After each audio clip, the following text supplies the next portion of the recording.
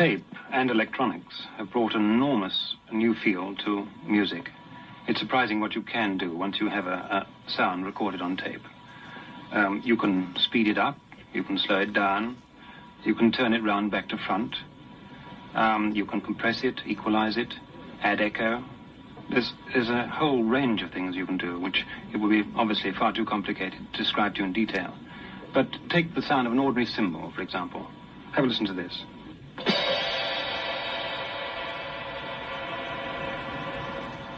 Now, have you heard it backwards? Freaky. With the speeding up of the voice, of course, we can get unreal effects. We can get, well, you all know records by the Chipmunks and Pinky and Perky. Things like that. They're done by doubling the speed of the voice. Now, this puts the voice up an octave, exactly, in music. So that if you record... People always done on the phone. Slightly different things, you know. I'm sure that even the old composers, Bach and Mozart, were always up to new sounds, new tricks. They were always looking for new instruments. What does that guy know about music? Nothing.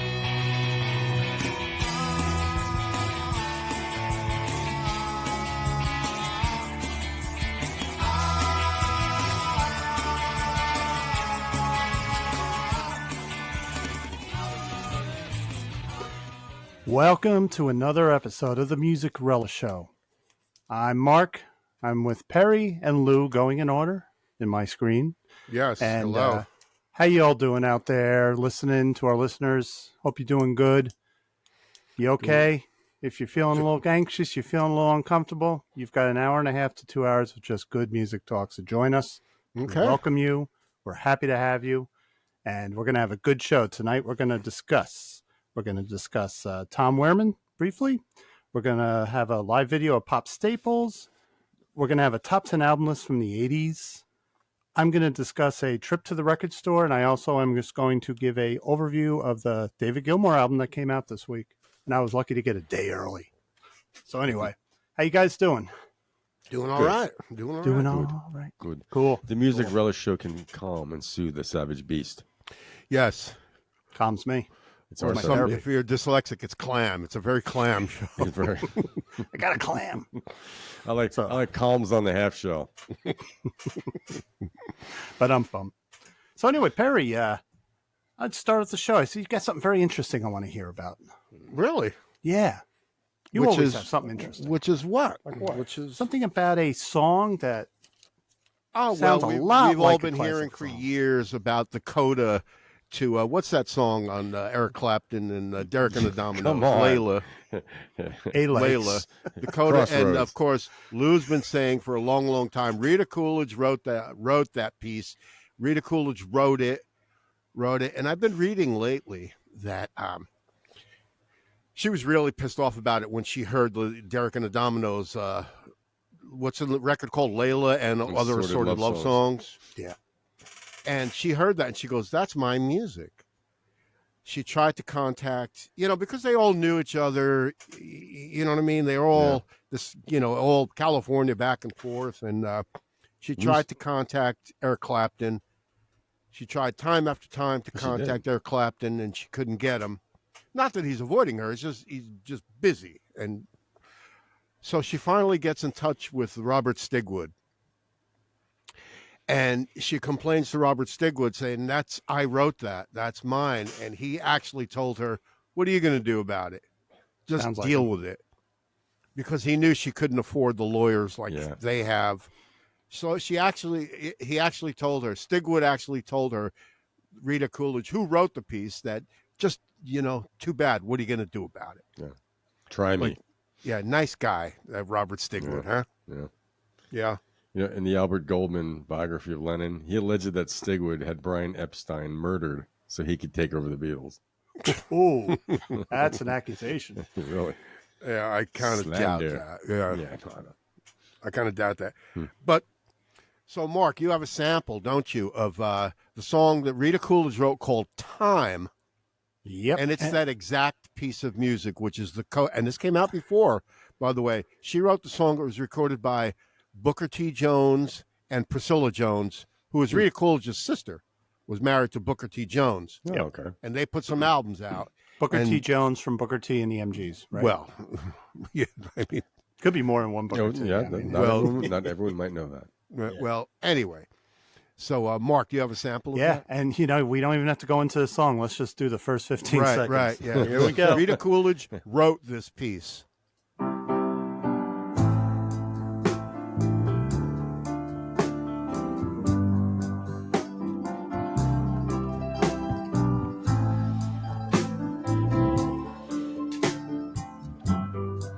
We better not, because Robert Stigwood organization may sue us. Or well, was murdered. Yeah. You know who's playing drums on that track? It ain't Jim Gordon, that's for sure. Let me guess. Johnny Barbada. Oh, really? Okay. Yeah.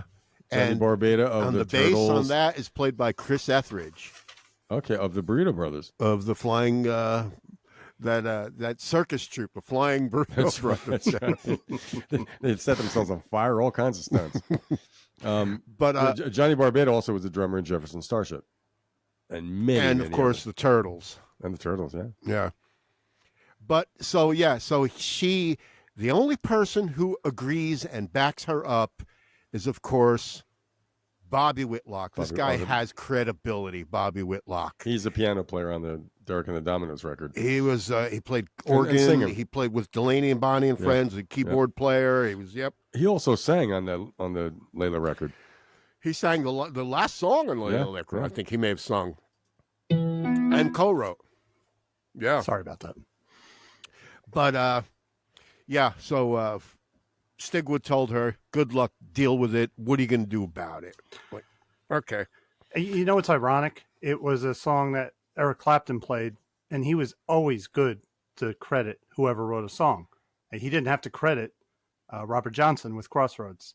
He could have, all those blues songs, he always gave credit. So I always wonder if it bothered him when he found out. But Robert Stigwood wasn't going to. Right. Yep. Yeah. Oh, and one other thing also, Pat Benatar. She will no longer sing "Hit Me With Your Best Shot." She will no longer perform that song because it's like I've heard that song 100 times. Yeah. I never once thought of it as domestic violence. No, or it's not. It's a metaphorical "hit me with your best shot." Yeah, it's like it's the girl saying, "Come on, you." She's right. Saying, you're the real tough cookie with a long history. She's like, well, let me show you something. But now because, that's. Well, they're probably bowing down to certain pressures. Of course they are. Within the industry or whatever. So or within culture. Yeah. You know something? That's one of, like, if we always discuss classic rock songs I could never ever want to hear again or whatever. That's a song that comes on the radio. Boom, it's off. I just tired of it. Yeah. Good guitar solo, though. Oh, yeah. Yeah. That's an underrated guitar player. Yeah. He is. A great rock and roll. Who? Neil Giraldo? Yeah. Or is he the comedian? Oh, that's Nick DiPaolo. Okay. Greg Giraldo. Or Geraldo. Geraldo Rivera. Every time I saw a live video of Pat Benatar back in the day, they were a powerful live band. The drummer, I can't remember his name, Orgenbach for who? Myron Grombacher.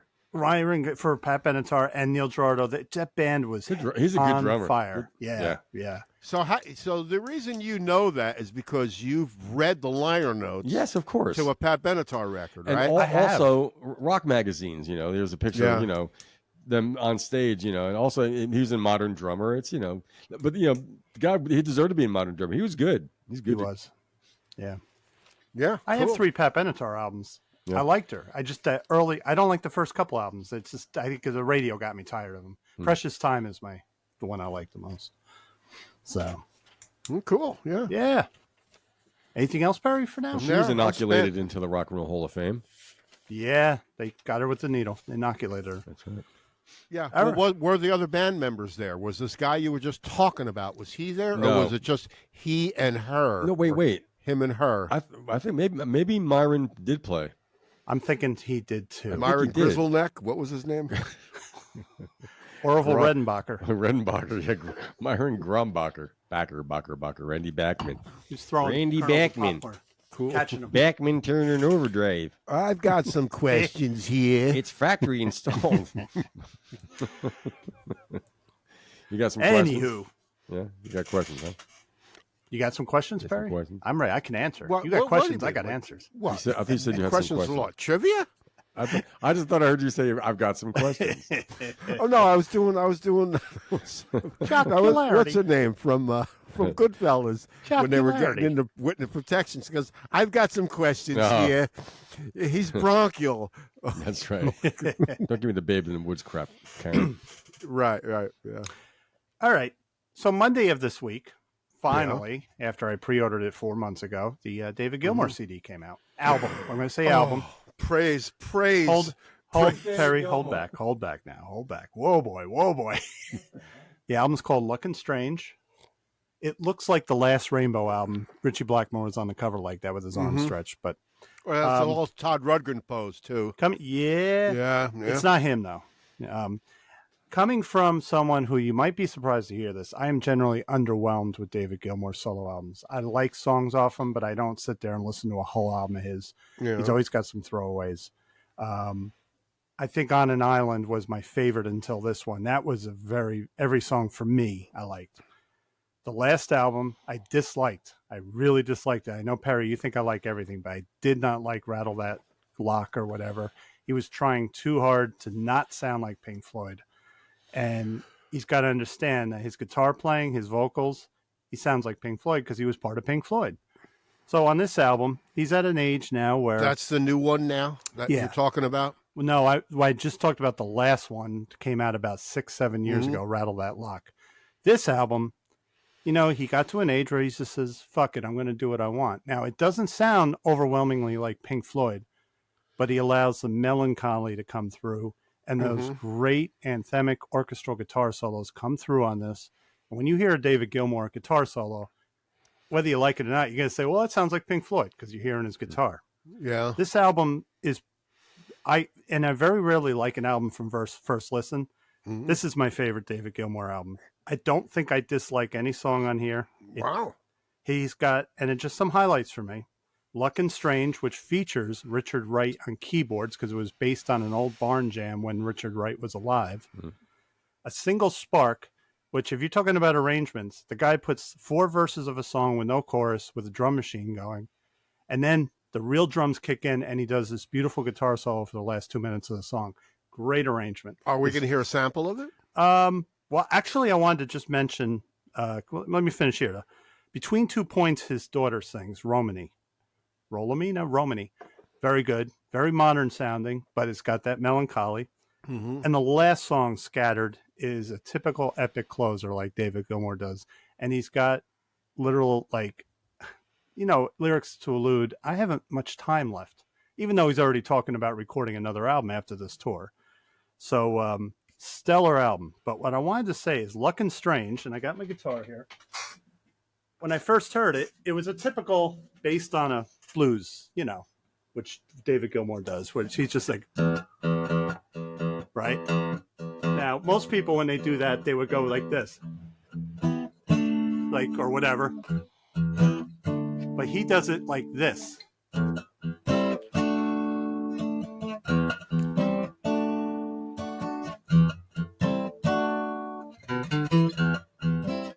Now, you may think, what's the big deal? I think that doing an E and then going C to D is a very good twist on a typical blues riff. And I think that's really good. That's the trickiness of David Gilmour. It comes from left field. And I do have a little sample of it right here. Play a couple, 10 seconds of it. Shadow snake in my peripheral. You hear that? Mesmerize me, bring it on. Heartbeats with fear. Is that the one with Rick White playing the keyboard? Richard Wright's on there, so he's only got him in the very beginning. But there's a bonus track on the album, Lookin' Strange, the original barn jam. No vocals, no chorus, and they got the 13-minute jam, and you just hear him just playing. Well, think when you mentioned melancholy and Pink Floyd, it's always his voice. Any melancholy stuff you've heard from Pink Floyd is Dave Gilmour's voice. So. Yeah, exactly. Actually, no. He was always the positive, Comfortably Numb. Roger Waters had the dark verses. then Dave will come in with "There Is No Pain You Are Receiving." Oh yeah, see, I don't. Yeah. But I'm talking the melody and the way he's singing it, regardless of what words he's saying. Right. That song is a blues. Yeah, that's a blues. Yeah. There's a wide variety of stuff on here. It's like yacht rock blues, though. Nah, a little grungier. Just a tad grungier. It's very English, so you got a little tad grunginess. Steve Gadd plays on a couple tracks. Oh, really? Yeah. Did he play on that one? No, I forget the guy's name, but I found, like I said, every song is just slightly different. And as I get older, I am really paying attention to arrangements. So like what I brought up with that song where he does all the verses, no chorus, and then he does a guitar solo for the rest of the song. I like that. It just mixes things up, you know? Production, stellar. It sounds like it was recorded in a good barn, but it was in the studio. So I give it 4.5 out of 5 stars. What's The that only record reason- called? Something Anything? Luck and Strange. Well, okay. Now, a few weeks ago, I remember I played that pre-release, that one song between two Dark and Velvet Nights. That and the song I just played are like the bluesy songs. The rest of them are more acoustic. One has a banjo on it. If you saw his documentary from his last tour, as you saw when he hung out with his family, he was starting to play more different kinds of stringed instruments, mandolins. So he's kind of expanding. And, you know, you get tired of 6 strings. We all do, right? We talk about it. So if he does another album, which he says he's going to do after this tour, I hope it's going to be like this. It's expanding his horizons. Highly recommended. Spotify, of course, it's on, but I buy CDs. So there you go. What label is it on? Good question. Gilmore Records. Sony Music. Sony, okay. That's how he got a CD release, because some labels just won't do CDs. But when you're David Gilmore, they'll do a CD for you. Oh, very cool. Yeah. All right. Lou, I wanted to talk about a list of albums from the 80s. Yeah. When I was unearthing some books, I found a couple old, these little, almost like pocket books, little mini books, things that look like that. Yeah. I would pull some stuff from the 60s last time, and it's kind of what I'm into. You know, in that book on the 60s, when I went, you know, they're easy reads. It, you know, it lists the producers, little story behind it, singles from it and stuff, and it's about their chart placements. But in the 60s one, there were so many surprises on there. Like, you know, we found out, you know, the Monkees the Monkees and the Beatles dominated the 60s. Mm-hmm. That surprised me with the Monkees. Right. And, you know, the 70s were different. The 80s were different. And, you know, when I went through the whole 100 list a while back, I was like, I don't really like this. You know, I was very about a lot of it. It was just, that was a weird time and decade. 70s were like the Elton John decade or something. Well, sure. Yeah. But, you know, but a real mixed bag too. You know, the 80s were too. So I took the top 10 best-selling records. I went from 10 to 1. And I'll name the albums and just, what do you guys think? You know, just were you familiar? Did you, you know, these are 80s, so I was 20 in 81, so a lot of the stuff I could have liked but maybe didn't. Anyway, so the 10th best-selling record of the 80s was Def Leppard's Hysteria. Right? Hated it. There you go. I didn't know anything. You know what year it came out? 80. It was in the 80s. 85. No. What? Perfect 87. 87. Yeah, CD. It was on CD. That's right. Right. You know what? You guys can crucify me now. I do like it. Well, you know, it's funny. I mean, well, you were a teenager.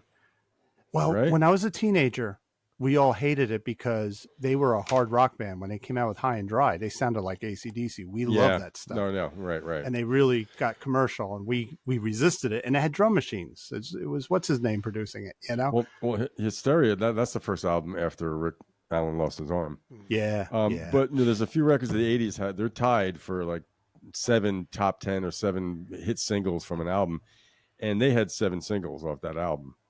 I was surprised. Animal. Yeah. I don't know Animal from a Hole in the Wall. I'll probably if I heard it. If you heard it.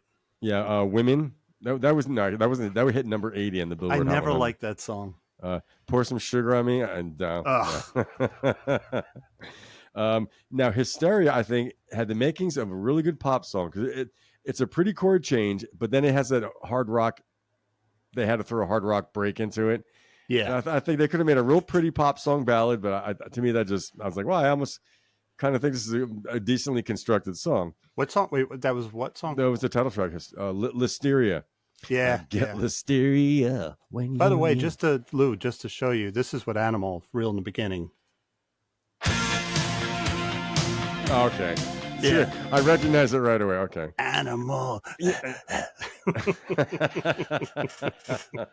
got to do that. No, right. So, my ex-wife, when she was in high school, I mean, she was flipping over this, and Bon Jovi, Armageddon It. That's another hit. That was number 3. Love Bites. That's a number 1 single. That's a pop. I probably know that one too. You'll know it. Yeah, if you heard it, you would know it. And Rocket. That one I know. Yeah. That's a kid back in my head. That's the one It's that so paid tribute produced. to all their glam influences. If you listen closely, they mention Gary Glitter, they mention Major Tom, they mention the lyrics are all about the early 70s music scene. Yeah, and they wrote them all with Mutt Lange. Yeah. So that was Hysteria, the 10th best-selling record of the 1980s. The 9th was Dire Straits' Brothers in Arms. I had that CD. I like it. I thought that was some good music on there. I had the album. You had the I have the album? vinyl too. Yeah. Produced by Neil Dorfsman. What a dwarf. They had 5 singles off that. So Far Away, Money for Nothing was the number 1, obviously. Walk of Life, Brothers in Arms was number 1 in Poland. I don't think it charted in the United States. That was a great song. Your Latest Trick, you know that song? Yeah. Little jazzy number. It was one of the Brecker brothers on that. You know what? That album is kind of like Joshua Tree to me. The songs that weren't the big hits, I really like Brothers in Arms. Okay.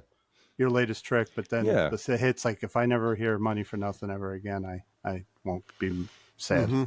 But for the time, I think it was a clever hit. I mean, it's what he did there, But I think that's the song where he called Billy Gibbons of ZZ Top and said, "How do you get that sound?"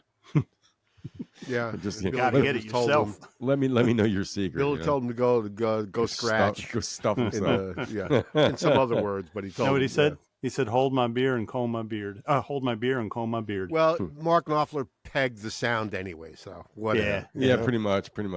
That was the first thing I ever heard on CD. I was in Sam Ash Music in Paramus, New Jersey. Some kind of speaker thing, and the guy goes, "Hey, man, check this out, man. You gotta check this compact disc, man." But I gotta tell you though, that drum intro and those speakers, it was like, wow. Yeah. Good sounding record. Oh, All right. awesome production. Awesome Recorded production. in Montserrat at that George studio. Martin's. Yeah. Air Studios, right? Yeah. The 8th best-selling record of the 80s was Bruce Springsteen's first live album, The E Street Band, Live 75 to 85. Never heard it. Never heard one song from it. You ever hear his live version of War? I don't know. Yeah, that was actually a hit. Oh, I heard that. I heard yeah. that on the radio. Yeah. Yeah, that was Yeah. there was 2 singles from The that. Edwin Starr song, right? Yeah, the Edwin Starr song. And but that's got some stuff. The live Bruce stuff back then, I didn't like. It's just The first couple albums were really old from the 70s. One was he opens up with a piano version of Thunder Road in a small club. And Adam Raised a Cane is Raw.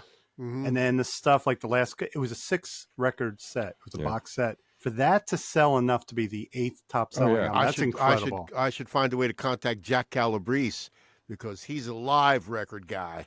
Yeah. Find out what he thinks about that record, because live records to me are, whatever. You know what? I was initially disappointed because I like a live record that goes like a single concert, but this was phases of his career. Right. I was thinking it was going to be one long concert because, he does those long shows. But they did a good job on it. So the War I've heard, that's from that record. Yeah. From that record, correct? It's a cool version. Yeah.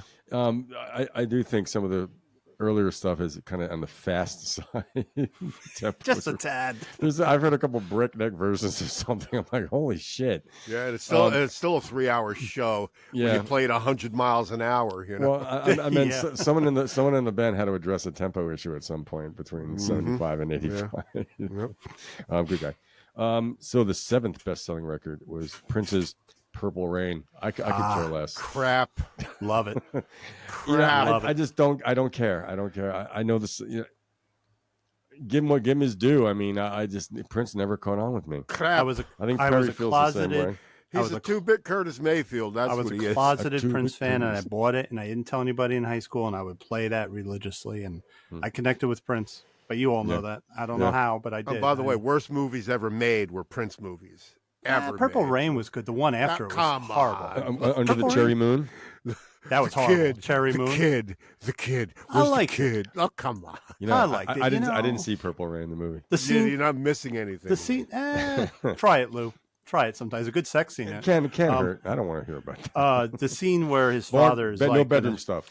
Yeah, because it had Lawrence Williams III from the Mod Squad, what played his father. But That was it a reminded- great actor. Oh, did he in a really? little Yeah, role. that's Yeah, what yeah. Mod And it Squad. reminded me because at that time, fresh in my memory was what happened to Marvin Gaye. So those scenes were eerie to me. 84. Yeah. And But Prince runs out of the house. Come on, man. I really liked With the it. kid- It oh, inspired please. me. Yeah. And Oh, Morris yeah. Day. It Terry, did he have a inspired fit? you. What were Yeah. you, 8? And then Morris Come Day. on, man. Morris Day was awesome as the big guy on the music scene. Yeah, was Prince's funny. throwaway songs It were was given funny. to Morris Yeah, Day yeah. in the time. He was like Rob Schneider to what's that comedian that did 8 Crazy Nights? Adam Sandler. Morris Day is, he's Prince's Rob Schneider. Yeah, and he had a valet on stage. Yeah, that's great. Like, Isn't that James funny? Brown I love it. Had a It's so valet funny. on stage. Yeah. Somebody got thrown into a dumpster. Yeah, Jerome was the valet. Yeah. Yep. Okay. And then Well- Phil Collins famously copied that when he did the tour I saw him on. He would have the guy come out with the mirror, Phil would comb his hair, get the jacket on. Oh boy. How many singles were there of Purple Rain? Let's see. Purple Rain, When Doves Cry, Let's Get Crazy. Space 1999. That was the album before. Was it 3? Was it those 3? You got 3. There's 2 more. Ooh. One of them was kind of a hit. The other one was not a big hit. It didn't hit the top 20. The lowest one was number 25 was "Take Me With You." It's a good song. And then it was "I Would Die for You." That was a single? I That didn't was know a that. number 8. Number 8 hit the top 10. Wow. I'm gonna cleanse myself in the waters of Lake Minnepisaka. Take Me With You he is say one that? of his, it's up there with Raspberry Beret, one of his most melodic. I like love the Red. melody. See, now I like Prince's That's pop a great singles. pop song. Yeah, Yeah, his a great pop single, pop Little, song, Little Red Corvette. I absolutely. like Little Red Corvette. great pop song. I like Yeah. Strawberry Parfait. I like that. I like the Yep. version Oh, I could go Warren for Zevon one did right with now. the REM boys. Yeah. Raspberry Beret. I love the singing on that. Yeah. Yep. So that was Purple Rain, and Fuck, because singles. at the same time I didn't like the sound of it. I didn't like that. Well, the 80s. drums always bothered me. That Prince does not Yeah. inspire me with his drum sound. Synthetic. But everything else. Very you know. synthetic. Yeah. Yeah. So the 6th best-selling record of the 1980s is Phil Collins, "No Jacket Required." Yeah, I think I'd like American. to rather hear Purple Rain. I think I hear American Psycho. You know the rap. I think that's the album that got everyone tired of Phil Collins. It was just too He was at his most ubiquitous at that point. You know? and sanguine. No. He was very sanguine, you sarcastic son of a. I think you guys are misusing that word. You say it so much. Yeah, well, It makes me feel, it became Perry, a joke. It was an It in-joke. makes me feel smart to lay down long words that I have no idea what they Oh mean. yeah. Listen to Mark and his $2 words. You've been, I no, with my $2 bottle of wine. You're very melodious tonight, Perry. Oh, by the way, that Hooters thing that we talked about the other week, And we danced. it's a melodica. It's a melodica. Its nickname is the Hooter. The Hooter. Yeah. And it sounds better if you have 2 of them. What does that mean? The Hooters girls. It's Barry, very come on. melodious of You're you. so naive. Oh boy. You're so innocent. So, how many singles were there of Phil Jackets? No color required. Phil Oh, calls my that his God. most commercial. I'm and gonna say critical 6. I have success. no idea. I gonna say never 6. listened to the But record. no, you didn't have to listen to the record. You know these songs. I'll tell you. Okay. All right. Mark, I say Mark 6. can name them. All right. I Two can't. wait, all right. 2 number 1s. 2 were number 1. Studio? No, yes. that was the album. Yes. I thought the album was called. Oh, gee. I'm No Jacket confused. for the. That was a guess on my part. I guess. You knew. Yeah, well, No you Jacket know the Required. All time. right, let well, me- it came out in 1985, so you know the time frame. Um, Studio. I don't know why Prince never sued him over that. One starts with drums and that annoying reverse reverb, that gated. Boom, boom, boom. I never said I. No. I Billy. can't think of it. Don't lose Oh, my yeah. number. Don't lose my Yeah. number, Billy. Ow, don't you? That was the number 4 on the. Remember Billboard. the video where the guy says, "Who's playing guitar?" The solo, and he's like, Darryl "Daryl Ster- Stammer." That's right, Yeah, it gets Darryl his name in Stammer. there. Yeah. Good guitar player. excellent. One More Night was another. One More Night. that was a big ballad. Yeah, that Yeah, was used yeah. in a movie, I believe, right? Probably. Yeah. Well, he Probably also, a rom-com. You're He thinking also of had- Against All Odds. well, That's against what you're yeah, thinking of. He won an Oscar for that, I think. Yeah. That is most ubiquitous. Yeah, a lot of drum machines in that, right? Well, speaking of drum machines, this was the lowest charting single on this album. It was a number 7. It was "Take Me Home."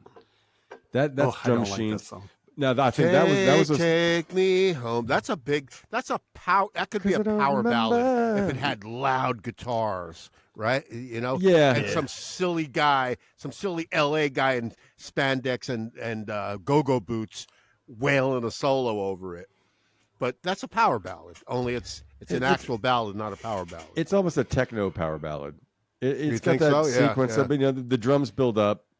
You know, I mean, he was a great drummer. I mean, He was. I never really listened to Well, the whole you know- thing. You know, if you listen to Genesis from his fusion stuff to the whole, I mean, yeah, and the guy did some innovation, but you know, as far as his drumming abilities, everyone who was a drummer says, yeah, the guy he did his own thing. I got to say, anyway, but he just the pop what thing, I- he just went too far, you know. Yeah, what I don't like about Take Me Home, I saw him a couple times solo. He would always do that as the last song, so it's anticlimactic. Oh, Phil's going to come out and I've Take Me Home. I've seen live versions of it. It And goes it's on like for a while. 12 minutes because Yeah. he's going, "Ayo," and I'm like, Yeah. "Oh, I just want to go home," you know? Fucking Harry Belafonte. Yep. Yeah. And I think that video. Well, you was- got to fill out a record. So Yeah, that video was the reason why he did his plight for the homeless people. Another Day in Paradise. Yeah. Because in the Take Me Home video, he looks like this satisfied rich yuppie guy, and he's got a limousine with the pool in the back, and he's riding around LA, and he's like, They fuck film him yeah. all over the world. They were Yes. filming it while he was on Yes. tour. he's got a yacht on Lake Geneva, obviously. Well, yeah. right? Well, this was the 80s. That's why Christian Bale's Patrick Bateman character was satirizing this album before he murders Jared Leto with an axe. Okay. I never saw that movie, by the way. Thanks for that spoiler alert. Thanks. Well, whatever. Great You're not gonna, movie. you need to see it twice. Everyone's seen it. I saw him on the tour for this album. I saw this at the Meadowlands, and it was a circle, what do you call it, staging around. It was a 3-hour show. He gave your money's worth. And yeah. 3 hours, he's jumping up on those drums, playing, coming back down, singing. Oh, He's a it- busy guy. Yeah, I mean, I saw he did a Motown thing. I saw it on public television. They're all in black yeah. suits, and it was excellent. I got to say. I mean, he sounded great. He sang great. The band's hot. Moving on though, into number 5, Whitney Houston's self-titled album in 1985. I have that. Do you? Okay. On Mark, vinyl. please tell me you do not have that record. He just Yeah, said he she's a did. great singer, Perry. Yeah, okay. Right. I'm a well-rounded, melodious All my individual. love. Okay. What were I her also think- singles from that record then? I think Bodyguard, too, was another That good Clive album from her. Davis probably picked for her to sing. Was he the So? producers? He ran Arista Records. Oh, okay. So- he discovered her, yeah. The singles off Whitney Houston's album were "Saving All My Love." Mm. I mean, for Don't know modern it. R&B, I mean, she's great. It's just very slick and stuff. 80s were slick. There's a lot of most of Yeah. the stuff on this list is pretty slick. How will I know? Yeah. How will I know? How will I know? It's catchy as anything Madonna Yeah. ever did. Adult contemporary. Yeah, and Yep. Greatest Love of All. Adult Big ballad. contemporary. The big ballad. Good ballad. Which Big is why I ballad. never really heard this stuff because I didn't listen to those. No, was no, also but a when you're in a station. grocery store, you heard it. You heard these songs. That's you're not consciously listening to seek it out, and it's okay if you did, Perry. It's okay. Well, I'm in She a was safe like- space. Am I? I'm in a safe space. You are in a You're in a safe safe space. space. Okay, cool. I think she was like 18 when she did that album, wasn't she? Or even younger. I think she was a teenager. Well, I have She no started idea. young. That's cool. Yeah.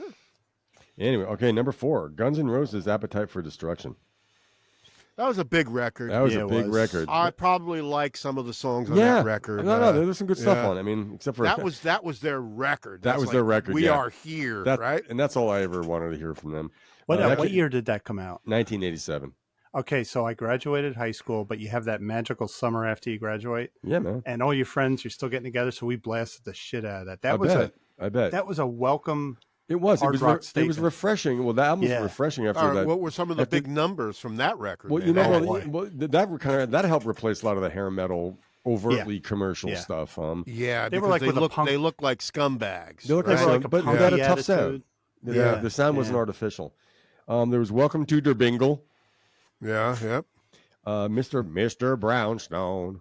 That was a single? Yeah, Wow. we Don't know that one. I know we Welcome to were the Jungle. dancing with. That was written. I think Izzy Stradlin wrote most of this stuff. He was Paradise key in City. that band. Paradise City. Paradise. Great Welcome song. down to Paradise City again. That's a good rock song. It is a good rock song. That's a man, yeah. great rock song. Yeah. Yep.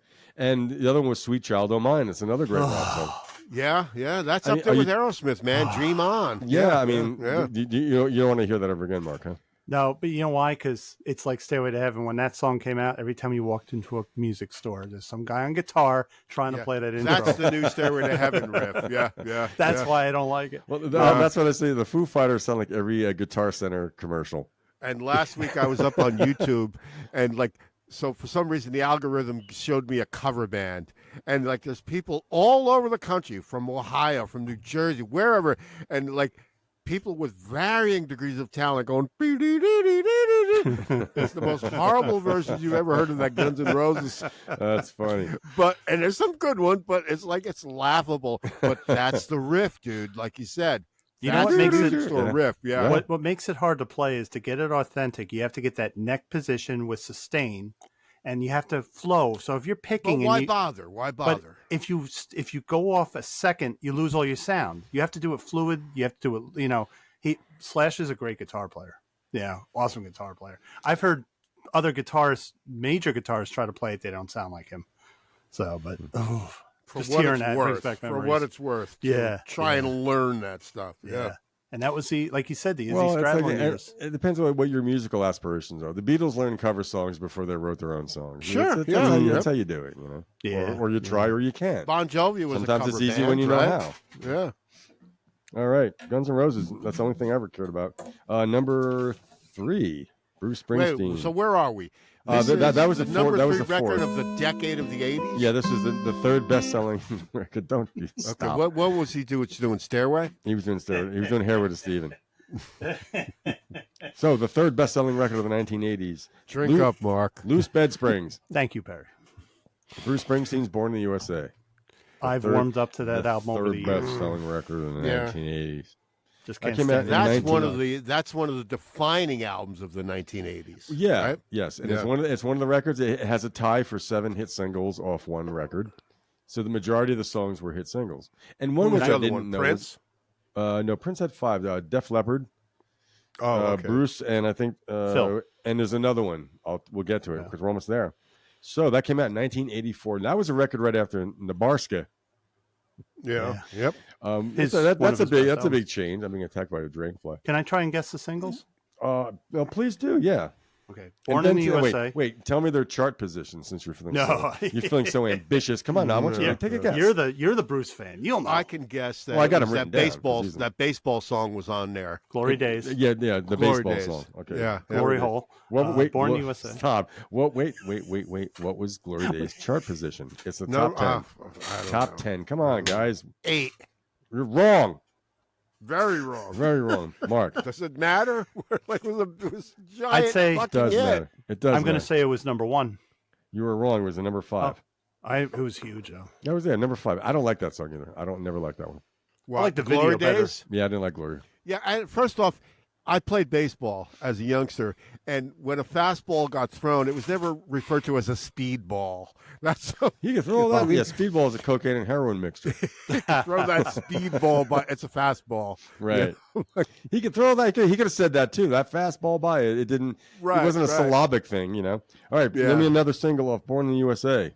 I'm on Oh, fire. the Vietnam song. Wait. Mark said, "I'm on fire." Yes. Yeah. What is its chart position in the top 10? That was number 1. You are wrong.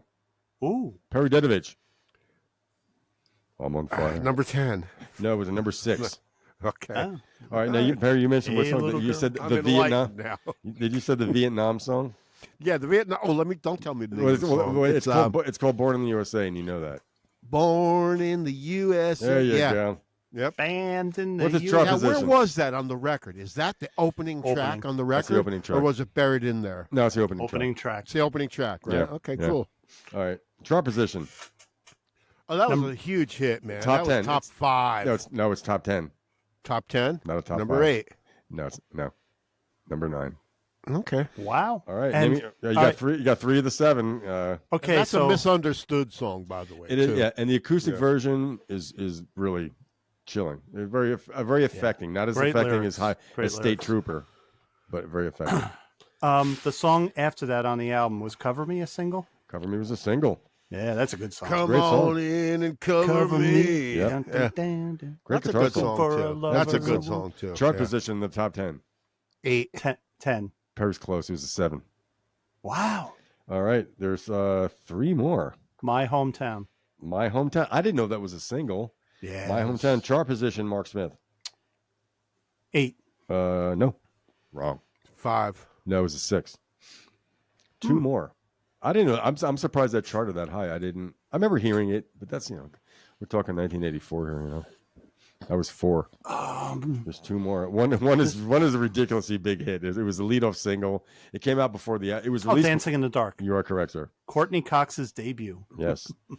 I'm sure that Bruce's feet don't move when he dances. They're like that nailed I to the remember floor. reading that he had hoped the Ramones would record that song. And Really? No. I didn't know yeah, that. he said he wrote it with the Ramones in mind. He could hear Joey Ramone singing that song. He's thinking, I want to be sedated. That was his template for that. We're just dancing in the dark. I don't hear Wow. it. Yeah. That's interesting. Chart position. He said he wrote it with Joey Ramone in mind, yeah. Wow. That was number a big 4. hit. Number 2. Number Perry, 4. you are right. It was a number 2. Hey. It was kept out of the number 1 by like some others, like Kenny Yeah. Loggins. Some yacht rock song. Yes, Michael I think it was Jackson. actually. Yeah. I think it was definitely like Christopher Cross or something. All right, one Kenny more to go. Loggins, yeah. Now one more to go, and it's one of my favorite songs on the record. It's almost rockabilly. Oh, you mean we're still on the Born to Run? Yeah, but there's one more. One of the 7 hit singles. There's one. There's one. More. I don't know. You, I never think- had the record. Tell you the truth. No, never you didn't. had But it. you heard the song on the radio. I'm drawing a blank. It has a rockabilly beginning. It almost has like a Rolling Stonesy type of guitar. I'm going down. I'm going down, down, down, Good down, song. down. Good Yeah, song. that's a surprise hit song. Yeah. yeah. Yep. Yeah. It kind of rides. That's Bruce's rockabilly Yeah. thing. Except for kinda the like drumming. Drumming is pretty lame on it, but It's whatever, simple. you Yeah. know? Yeah. Well, in '84 too, like that was a big drum sound record too. Oh, yeah. Smack That's that what in the- turned me off of the album when it first came out. I Yeah, couldn't me too. stand the drum sound. I Dance in the Dark. I'm like, what's going on here? Like, but the lyrics. It's funny because the music, it's that synthesizer riff, but the lyrics of Yeah. Dance in the Dark are very desperate, very desperate. And So By the way, yeah. what made me a Bruce fan? Seeing him in concert, like countless other people. And a Right, few sure. months ago, we showed some clips of Bob Clearmountain mixing one of those songs, right? Okay. Born in the USA, yeah. yeah. And is it Neil Dorfman, the guy that produced Dire Straits? I looked him up, and his big break came. He had to take over for Bob Clearmountain to engineer Bruce Springsteen's "The River." Bob Clearmountain had a prior, so he had to finish up all the engineering and stuff for "The River." So Dire Straits and Bruce. Okay, so of that album, his 7 singles, they were all top 10.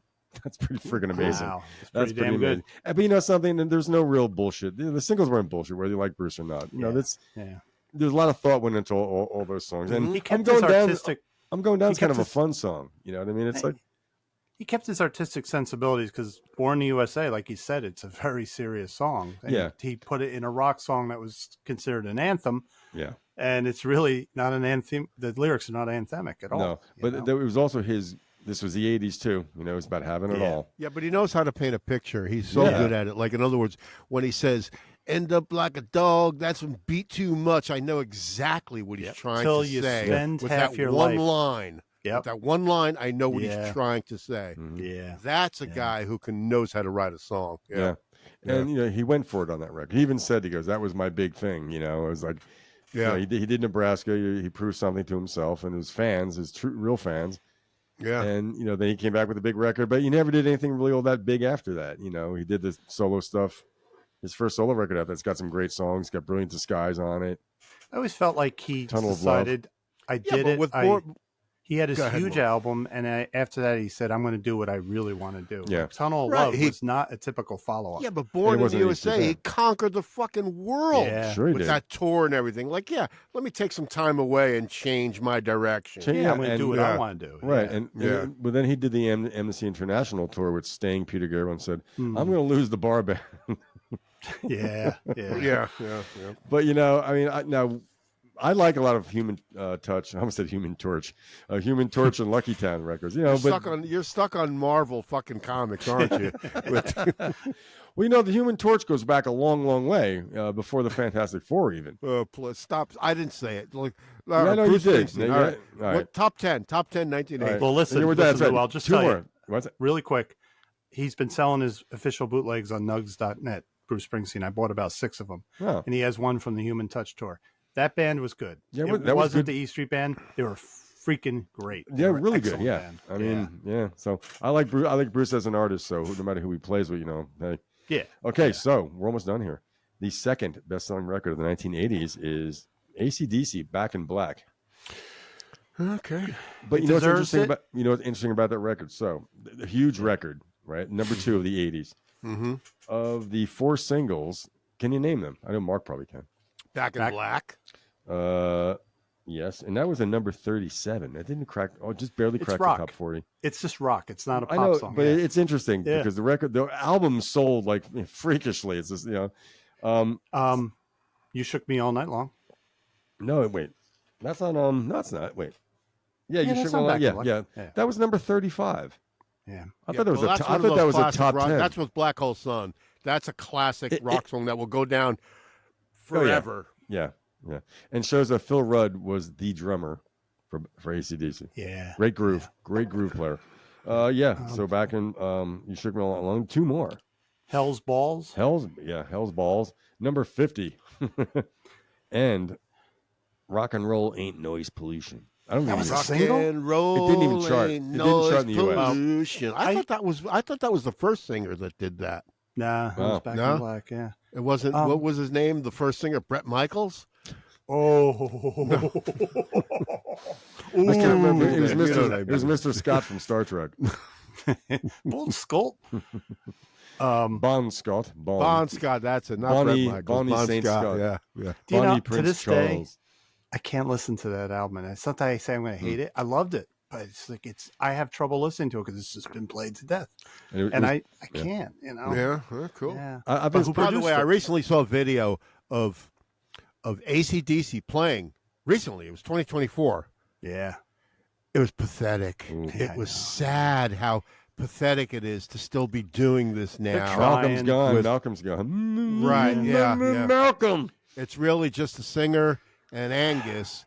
And it was really kind of almost, it was comedic almost. Yeah. Yeah, it's sad. Was it farcical?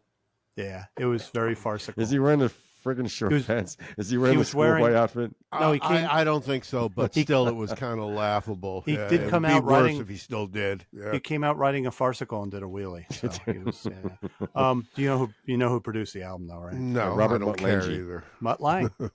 Mutt Lange. Yeah. He actually, if you're going to say there's one thing that I think that he did great was what he did for AC/DC. He was one of the big reasons why they became so big. Oh yeah. He can't plasticize them.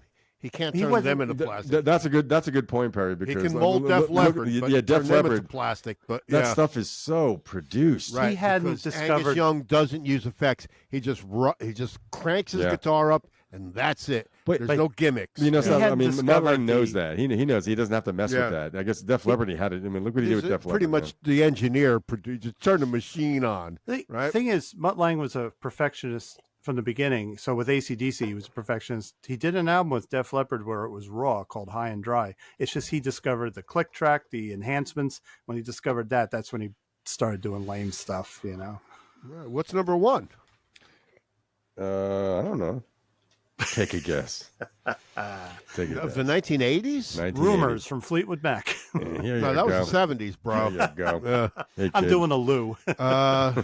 Best American band. Let's I have no idea. Neil Young. No. Elton John. No. Madonna. Wait, pop icon. Oh, Madonna? no. Madonna? No.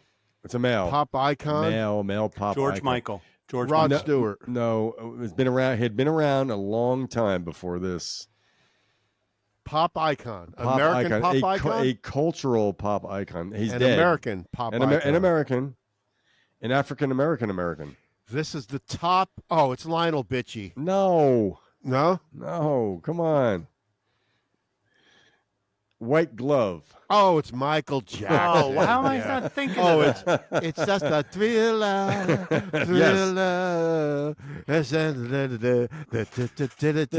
Yeah, Q, Michael Jackson. So I'm here to say, for Perry's benefit, I like that album. You like everything more. No, I don't. No, Yeah, I you don't. do. You're not a discerning listener. You I have like a broad everything. spectrum of music. I have a broad spectrum of likes. So do I, dude. You know? Nothing wrong with liking Thriller. I like And it. there's nothing wrong with me liking saying commercial I don't like pop something. records either. Now you don't hear me Right? arguing with you, I'm but not I'm just going saying. Robert Christgau. For the you know, benefit but, of Perry the Kite, I'm saying I like it. So Not all. Thriller had seven singles. Oh, is another one of those? Like It's Hysteria, just a thriller. and like Barn in the USA. Thriller. Yeah. My dad Beat used it. to say, why does Bruce say Barn in the USA? Billie Anywho. Jean. Billie Wait, Jean. So Billie Jean, Billie Jean's a great song, man. Great song. Yeah. It's a great pop song. It is yeah. great. Number Is that one. the one Eddie Van Halen does the solo on? No. Let's Beat It. No. Beat It. No? That Beat It also, that's another one. That was in number one, obviously. Great pop song, great rock song. Now, did Steve Lukather write Beat It with him? Or he No, played the he riff. didn't. He played the riff. He played there. That's him. Yeah. And he came up with yeah. That was Reed Rukather. Yeah. Reed Rukather, both songs were number one. Reed Rothschild. George Redson. All right, Luke Skywalker. Five more songs to go.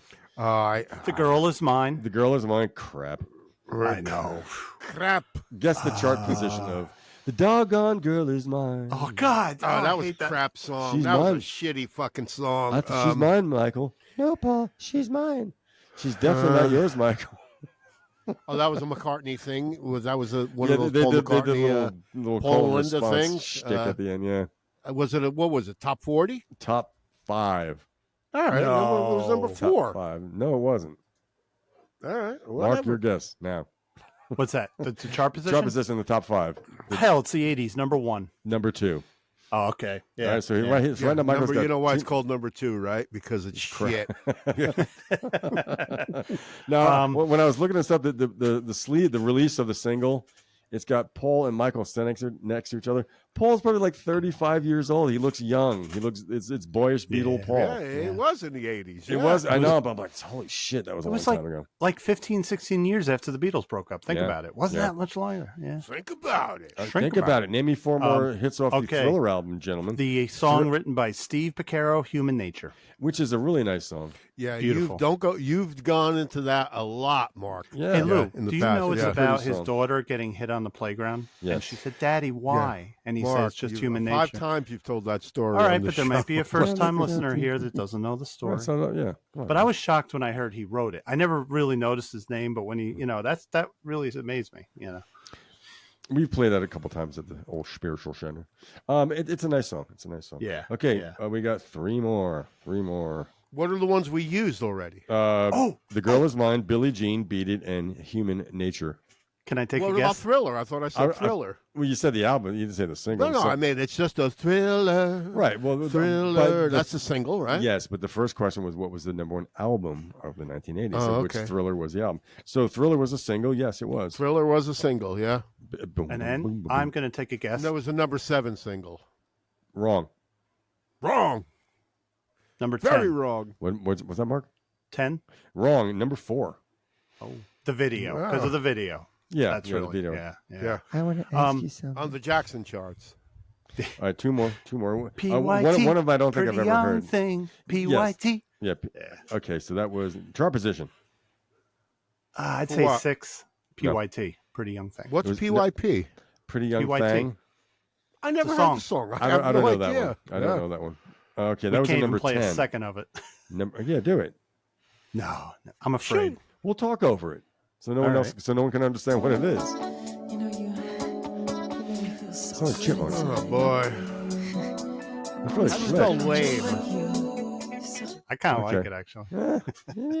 Sounds like yacht rock. At least it's got real Yes, drums. Yes, and it not, does. Well, that sounds like classic slick yacht rock to you. At All least, right, at number least it's one. got real drums and not those drum machines he employed There's later one on. more. One more hit single, and it was a hit. It was a hit. I have no idea. I thought this one was off the wall. I was. You're a vegetable. You're a vegetable. No. Want to be starting something? Oh yeah. Want to be starting something? Yeah. I want to be starting something. That's a great friggin' song, man. I thought that was off the wall. That's a great song. Yeah. Oh, drum machine though. Yeah. Well, it's got that Paula Abdullah sound. Yeah, it all has that. Mark, See, cut it, man. Yeah, Cut it. That's only 10 seconds, bro. Only 10 seconds. No, I saw there's a I drummer. didn't play Pete Best on the show. Yeah, really. There was a drummer named J.R. Robinson. A couple of guys played on that, and he talked about making that record. He goes, it was not easy. The producer demands. Yeah, there was some. Yeah. The engineer put some kind of baffle between his hi-hat and the snare drum, and I saw it. I'm like, how's he doing? He goes, I had to lift my hand over it, like the physical part. But the guy, he goes, deal with it. Anyway, so that was the. So those are the 10 top albums of the 1980s. 10 top albums, yeah. I think of those records, I owned one, I think. I had Dire Straits, Brothers in Arms. I had the Bruce Springsteen live record. I had Barn in the USA. And I think that's it. I had one. I had the Dire Straits record. Yeah, the Brothers Dire in Straits Arms. record, yeah. I Mark, think how I about got you? everything but the Phil Collins album. Mark, did you have Hysteria? Yeah. Brothers in Arms. Mark probably has every single, all 10 of them.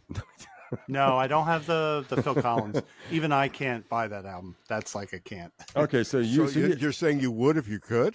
No. I like his first 2 solo albums. You had the live Bruce record, though. Yeah. Okay. So yeah, Mark. So you had that's right. You did. Okay. Cool. Except for Phil Collins, I didn't have. Except for No Jacket Required. Cool. Yeah. I have a trivia question, and I'm done with that crap.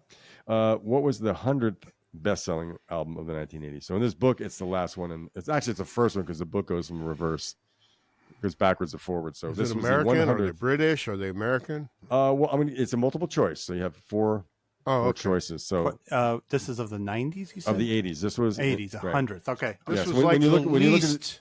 when you look at this top book, 100, this is the least, right? yeah, this was number 100. So if you go, so list of the top 100, this was at the bottom, but it's at the beginning of the book because it's a countdown. So got it. So of the what was the 100th best-selling album of the 80s? Was it A, the Asia debut album? Was it B, the Blizzard of Oz? Was it C, Tiffany's record? I guess that was the only one. Or D, Anya's record Watermark with that Orinoco Flow, that was the big hit single. Sail away, sail away, sail away. Da, ding. It's like it was new age pop, early new age pop. So was it Asia, the Blizzard of Oz, Tiffany, or Anya's Watermark album? It had to be Tiffany or Anya. I'm going to say it's on the last one. You say Anya? Yeah. Watermark? I'm going to say Asia. No, it was the Blizzard of Oz. I thought that wouldn't have fallen within the top 100. I just didn't think it sold that much. I didn't. I was surprised when I saw that too. Because it didn't sell much when it first came out. Yeah. Hey. It sounds like crap. For me, it was a toss-up between sometimes Asia. it takes a decade for it to, find Crazy its Train. audience, right? Yeah. And then they re-recorded it with New drummer and a bass player, just so Sharon didn't have to pay Tommy Didn't Aldridge. have to give And the Lee guy a Kerslake. gold record Lee and Kerslake, Didn't right? want to pay the drummer their dues. Now, all four members, what I saw from the original Blizzard of Oz, all four members were credited as producers. Yeah. So she didn't want them getting money, so she recorded. Yeah. Can I ask a question? Yeah. Sure. How much older is Barry Gibb than the other brothers? Like 3 years, 4 years, or 5 at the most, but not that. Really? Yeah. Because I mean, he's like a foot and a half. He hit puberty first. Like they're barely up to his shoulder, dude. They were twins. So is it like, is he Jackie Jackson and Michael is 8 years old down? You know what I mean? Where Jackie Jackson is 6'5" and Michael is 2 feet over a duck. I gotta answer your question there. Well, how much older is Barry than his how much older is Barry? That's what I'm asking. Friggin' internet in my house. I can think of younger days when living for my life. After by that the way, show, I had to silence that because they were singing a Beatles song. Oh, really? Yeah. What was the Beatles Please song? Me. Yep. After I'd that like to show, hear they went that. to the dressing room, and There the we other go. two hit puberty and shut up. God. Let's see. All right. So the last ending Here we go. BG is the oldest BG, And right? he's Yeah. still singing. So Sir Barry Allen Crompton Gibb, Yeah. born September 1st, 1946. That's a monotonous name. All right. So He's when were 78. the other brothers born? The twins. The twins. Which were twins? Robin and Morris. There's only two I didn't other know that. ones, Mark. Well, I'm thinking of Andy. I'm thinking of Andy. So Robin and Morris were twins. Did not know that. And they were born in 49, so he's 3 years older than them and 3 feet taller. Wow. Well, he sprouted, didn't he? Man? He's the first man told. Holy shit! Did that guy sprout? Dude? Well, when it says Barry Gibb, it says he's also 7'3". So Wow. look at that picture. Are they on their knees or something? like that Tim Conway character, Dorf. Dorf on golf. You see the early videos of Robin. He was a precocious little kid, Yeah. and Robin, he had a great yeah. voice. Robin had a great voice. I always thought because of the way he looked, he was so ethereal with his hand over his ear. Yeah. I always thought he was doing all the high falsetto things because he looked like he was, and you couldn't tell by looking at him who was really singing what. What was his big song? I started a joke. That's it. Oh, he had quite a few. Yeah. He sang the big part of Nights on Broadway. That's Robin. Yeah. I love that song. That's a great Where song. we going, Mark? All right, listen, guys. I like Last week, I went with my period. good friend Chris Wheeler. We took a trip together because I was lamenting to Chris I haven't been in a real record store that sold used, not just new. So he said, I got the place for you. We went to Factory Records in Dover, New Jersey. And it's people. So you went 80 West, right? Yep. And, Dover. Well, let me tell you, after driving on 80 West, I said, Chris, get me back on Route 46 to side roads. And that's what we did because I don't I like can driving feel on comfortable now. 80. So great store. And the people that go in there are as nutty about music as us. We were there for 3 hours. Most people were in there the whole time we were in there, just flipping through albums and CDs. Really not organized. They just have crates of albums, crates of CDs. You just flip through everything. You don't go in there and say, I'm going to look for the R's. You go in there to look at stuff, and that's what I like.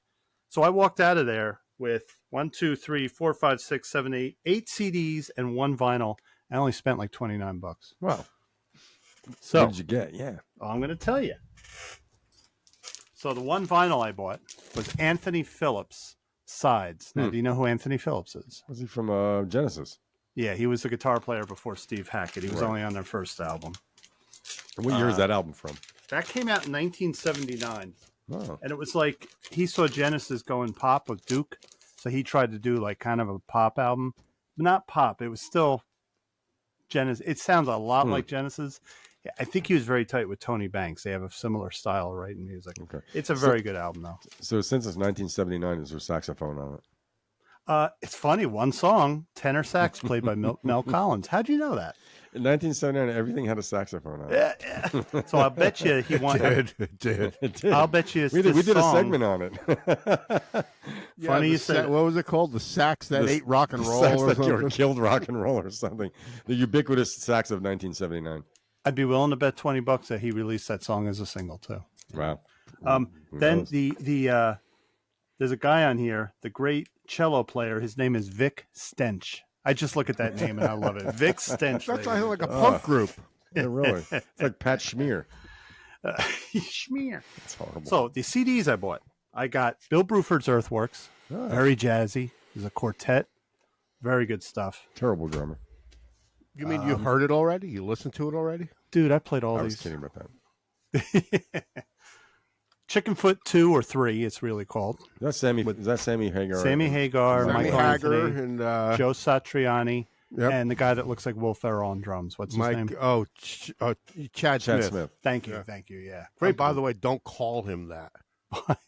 Don't call him Will Ferrell at a show. He's tired of it. Oh. But he did do. And what about Michael Anthony? He's on it. Yeah, he's in it. Yep. That's why Sammy picked Joe Satriani for this tour in honor of Van Halen, because he said that's his buddy. And you need a guitar player that can play without feel, that can hit all the notes but plays without feel. He's got feel. He does. Is the music But hard, hard rock? Rock up, yeah. I prefer Steve Vai to Satriani. Sometimes Satriani gets a little too pedestrian for me, whereas Steve Vai does weird compositions and stuff. But anyway, I discovered my favorite Lindsey Buckingham album, and I didn't even know about this. It's called Gift of Screws, and I was floored by it. Don't know it. Yeah, I'm floored by it. It's really good. Looks like Scott McLean, young Scott McLean. He's got 2 songs. He's got John McVie and Mick Fleetwood on it, but I love the inside. He always puts pictures of his studio, sitting at his console. Hey, That's what I a like about him. Stratocaster style guitar. Yeah, great guitar playing on it. What year did Great that come out? composition. It came out in. Why are you doing this to me? It came out in The there's 90s. no date. Yeah, it's probably the 90s. Yeah. I think it may have been 2000 actually. So it's after he got fired from Fleetwood Mac. Yeah. A studio album from Paco de Lucia, Al Di Meola, John McLaughlin. Remember they did that Saturday night in San Francisco? No. They put a couple studio albums I out. don't.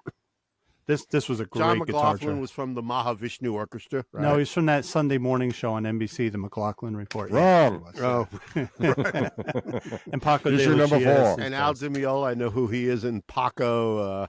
I used to work with a guy named Paco. Lou and I worked with a guy named Paco who stole everyone's lunch out of the fridge. Paco de Lucia. Al Di Meola, isn't he a Jersey guy? Yeah, Mawa. He He lives is. in Mawa. Yeah. No, he lives in Old Japan. Oh, I thought it was Mawa. He No, moved he then. lives in Old Okay. Japan. Les Paul lived in Mawa. He's been around Oh, forever. yeah. So when Saturday Night in San Francisco came out in high school, we would just listen to it and look at our fingers and go, it's amazing what they did on that, you know. The Jayhawks. I've been looking for this because on Amazon, the only used copies are like $25. They had it for $2. This is my favorite Jayhawks album. I don't know why. Is it their first? What's it called? I have no idea. But it's got one of my favorite songs, Blue. Just a great song. I have one Jayhawks album. Is the one produced by Bob Ezrin. You gave me No the kidding. one where they're sitting in front of the Jayhawks. Yeah. There you go. Perry, you gave me the one where they're sitting in front of like a Called town Smile. hall. Smile. Yeah. Yeah. So Did he play all yeah, the this is- guitars on it? He did with Bob Kiss Ezrin records? played some drums on it. He helped him out a lot with that. Yep. So I saw this. I put it back in, and I couldn't find it. I spent 45 minutes. Where did I see it? Where did I see it? Because I wanted to get it. You know, when you go in these stores, if you like something, hold on to it. Don't put it back. You'll never. If you remember. see it, slip it in your back pocket. Well, I'm just. The pocket of your raincoat. Here's a group you probably never heard of, or maybe you have. It was a weird Don't group condescend to me. I'm not condescending. may I'm not being know this, sanguine, but- Perry. You like sound like I don't know if you know this. but there's a group. I don't know if you ever heard of them. They're very highfalutin, Perry. They're very. Do you ever hear of Animal Logic? Yes. Yes. So it's Stuart Copeland and Bill what's his name Frisell. on bass? And Stanley Clark on And bass. Stanley Clark on bass. I always was trying to track this one down too. It was hard to find, so they had it used. I like it, but it's a little sterile. I don't hear Stanley Clark really hitting the bass. But they're meant to be a pop group, so you know. The soundtrack to The Last Temptation of Christ. And the album's okay. called Passion. Peter- It's Peter Gabriel, right? Peter Gabriel. Yeah, yeah. I like that just- movie. Yeah, I haven't seen it in so long. Harvey Keitel as Judas. Yeah, I'm Judas. No, that was Edward G. No. Robinson. Where's your Moses now? I'm gonna climb off that cross, eh? And the final one, an anthology of Steve Vai, 3 CDs for $2.95. I Wow. love used CD. Oh, I'm sorry, it was $4.50. It was expensive. You're overpaid, Bark. Yeah. Yeah, really. For 3 friggin' CDs for $5. Yeah. So I got out of there. I got some kind of discount, but the place and a discount. I place- assume there's going to be a lot of guitar noodling all over the record, right? Oh, you don't know. Yeah. Nobody know. noodles. I You know what? Your grandma's pasta has nothing on his noodling. The water's boiling. A couple things about the place. It's nothing fancy, but it's incredible. They have a performing room, which during the day, if there's nobody's performing in there, you could just go sit on a couch and you can get coffee and you can look at the albums. It's really laid back. It's Did you really take relaxed. a picture of it? That like did Nah, you send a picture? I'm Like, embarrassed. Like you can go on their website. Just look up Factory Records, Dover, New Jersey. They got everything in there on the website. They do have concerts. Randy Jackson of Zebra was there, and they have a lot of different acoustic performers playing there. oh, there's the first zebra reference. Okay. Eric Bloom played there. No, he didn't. Very, like I said, if anyone listening is in Jersey or is willing to drive a little far, I highly recommend the place. But if you go, as Chris told me, don't go back for a few months because you have to wait for them to change stock. Like they're always getting in CDs. So if I went back the next week, I probably wouldn't see anything, highly regarded thing. And speaking of Zebra, I bought my tickets for Zebra and Blue Oyster Cult. I shit you not. They're playing in Poughkeepsie. No, they're playing, and I got my tickets. Oh, good for you. Good for you. Yeah. Blue Oyster, me and Chris are going. Where they playing in Poughkeepsie? The convention center, not the Chance, Okay. a big theater. It's December. They always do that shit, and it's like I hope it doesn't snow. Have they ever toured together? No, they might have opened for BOC in the 80s. I don't know, but I've never seen them. But Zebra's getting ready for the anniversary of their debut album, so they're getting ready to promote it, and they're gearing up. And doing Mark, all it's these probably shows. your last chance to see BOC. BOC said they're not going to do any more tours, just select shows. Yeah. So the guy, the new guy, the young guy in that band, he's playing with John Anderson. He's in the band, the Band Geeks. Yeah, I didn't know that. Okay, yeah. So the Band Geeks were a presence on YouTube, and they would always cover these really hard to play, like old Genesis songs for Earth the Fifth. They did the whole Close to the Edge song, and they would just play, and they would do it remotely with each other, and it would sound great. So John Anderson, I didn't like the idea that he's getting these guys that play everything perfectly, but they said that it's really good. I ordered his new CD because it's got such great press, but he speaks volume. Too many people bought it, so we have to wait for a new supply to be pressed. So I'm not getting it till October. They didn't press enough, but that's good. Guy's like 70 years old and he's selling out. They just got to go to Ray's Reproductions in Westwood and have spin some off. CPI. CPI. They're not there. There's no cassettes anymore. Nah, but we did do bootlegs. I didn't say that. Are there skeletons in there, like hunched over machines? No, you know what's in the old zone? CPI building now? What? The Westwood Banana Company moved in there. Oh, the Westwood Banana. I forgot about the Westwood Banana Company. They were on Broadway, weren't they? Yeah, by the gas station. Yeah. Do you guys remember? Do you remember the scare? Mark, you might have been not an infant. There was this thing about in the 70s about tarantulas coming in through bunches of bananas. I heard that. I was like a scared. I love bananas. I was scared shitless. I would grab one. And you open them up and it was. Well, I know a guy that worked for a company that imported rugs from China, and he said when they would come in, they would cut open the packages and back up because a few times spiders, and they're big from China, and a couple times big ones kind of like crawled out of there. So hello, yeah, stowaway. So. Cool. So Perry, I'll be right back. Yeah. Do you have any video of the bongos? The bongos? I have no video of the bongos. No. Oh, I thought you had video. Video of of Pop Staples. Oh, video of Pop Staples. My bad. Sorry. Yeah. That's what happens when you have a host like me. Yeah, well, let's wait for Lou to come back. I'm a languorous. Yeah. And I'm tostados. Pop Staples, the late great Pop Staples, right? And his daughters were the Staples singers. I'll take you there. Right, yeah. Well, we still have that. We still have some trivia to cover. And another artist that we mention a lot on the show, Mavis Staples, was produced by Jeff Tweedy. Yeah, well, yeah, he produced one or two records for her, but yeah, she is she's happy with the record she did after Jeff Tweedy was Ben Harper produced her, and she's very proud of that record. Really? I'll have to listen to them. I've never heard those albums. And Jeff Tweedy, Mavis recorded up at the Wilco Loft in Chicago. Oh. And she brought the master tapes of her father, Pops. Yeah. And she just wanted, wanted to be stripped down. Just Pop's voice and his guitar. There was nothing better than that. Yeah, yeah. So, So there he is. You want to give it a go? What the hell? Yeah, let's do it. All right. What's going on? What's happening? Pop Staples singing "Nobody's Fault But Mine." You had to go to Staples to get some stuff. Yeah. Yep.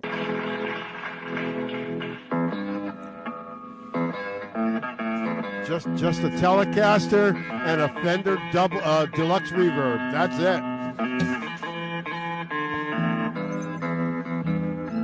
You can hear the 60 cycle hum. Nobody's fault but mine. Think John Fogerty ever listened to him?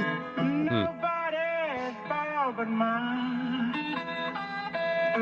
So twangy. I do wrong with myself below. Yeah. You know who owns that Telecaster now? Oh, Marty Stewart. Oh, okay. ah, Yeah. What I say? Yeah. It's in his voice, man. I said it's It's in his voice, dude. Yeah. This guy's grandfather was a slave, and his Another- parents were sharecroppers. another song that Led Zeppelin reappropriated, right? No.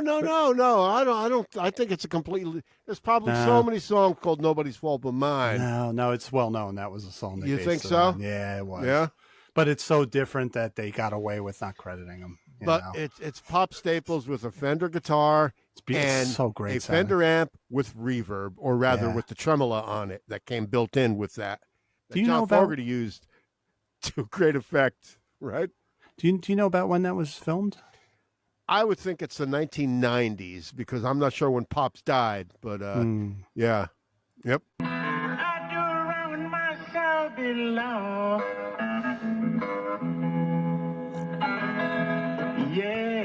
Yeah. Oh man, that guy is smooth, Listen, man. Unlike John Lee Hooker, he's very detailed. His playing is a lot cleaner. Well, it's gospel and blues. Right from wrong. He's not sloppy at all like some of the blues guitarists are. He's Yeah. very, very technically good. Myself below. But in his voice, you know, this guy is a lot older than us.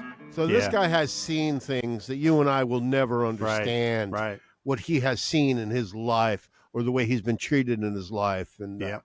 Yep. you know, you can But hear his that. vocal is so easy though. You know what I mean? He's not. It's Right, soft. it's Pops, yeah. Yeah, He yeah, but didn't it's just scream out. Yeah, Yeah. Like Yep. well, even like on the video, the Staples and the band. Yeah. Yeah, he would go down. It's just real, but it's It comes from his obviously soul. it's soulful and bluesy as hell. But Yeah, it's yeah. it's effortless, you know. But it's It's not coming from angst. his It's not heart. angst ridden though. It's just very Right, like I said, yeah. You can hear the experience in the voice, but it's not this. It doesn't grab you by the throat.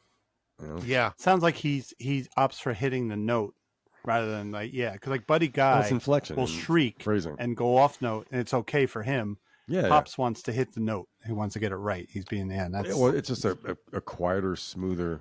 yeah. But this is just him. I mean, he's not. There's no slickness involved No, in no, anything no. this guy Not did. slick. I just said he's being very accurate with the way he's playing the guitar. Some of the old blues players were sloppy, like John Lee Hooker. Like sometimes John Lee Hooker was out of tune too, you know. And right, yeah. and then some of the older guitar players too were very careful to play some it. of those guys borrowed guitars for the show, or you know, and if you're playing outside, that's the worst thing. You know, it's humid. yeah. The wood is shrinking and it's expanding. It's contracting. It's like, yeah, but you know, this guy was like right on, man. He's playing with his thumb. Yeah. Marty Stewart may have given that guitar to the Hall of Fame or something. Taught me how to read. My sister taught me how to read. My sister, she taught me how to read. Yeah, Pops. I don't read myself below. Could listen to this all night. And I love the fact that you can hear the 60 cycle hum from the telly plugged directly into the Fender Deluxe Reverb. Yeah. Yep. Yeah. I love that sound. Yeah. Yeah. So There might be one more. it's so rubbery and twangy. Well.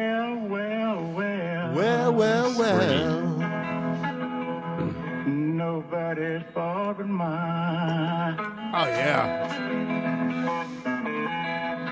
Nobody's fault but mine. Now that's like gospel blues, man. Yeah. Around myself below. You hear the hum? You hear the 60 cycle hum? Yeah.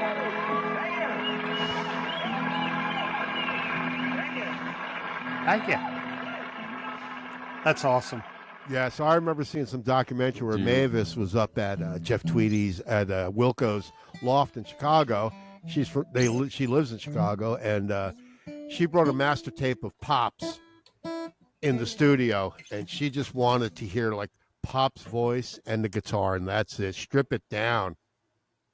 So did she have Tweety prepare an album of just Pops? She was crying as Jeff was playing the master tape in the background, the 2-inch master. And she's crying, just listen to her father's voice like that. I mean, that guy was something else, man. In addition to the album. Do I know what? Do you know where that performance was? Yeah, that was on a television show in the 1990s, I think. Yep. So in addition to the album that she did with Jeff, did she have Jeff work on some of her father's stuff too? Yeah, it has. I don't know if it's. I mean, it's really a matter of Pops was in the studio. There were some other musicians there. Yeah, she wanted it stripped down, just Pop's voice and his guitar. So there must be something out that was something put out will be released one day. Yeah, sure. Yep. Yeah. That's great. What do you want to do? You want to do some trivia? Yeah, because I also you have some other things I want to hear about. But yeah, let's do some trivia. I need to exercise my brain. Okay. Trivia. La, da, da, da. All right. Well, you know what, Mark? Let me start with this. We'll look at my trivia page don't here. Bother me. There it is. There it is. Trivia. Oh, they got oceans out here. You got to come out here. They got ocean and everything in Chicago. They got ocean and everything. They got a casserole that they call pizza. Here's a trivia question.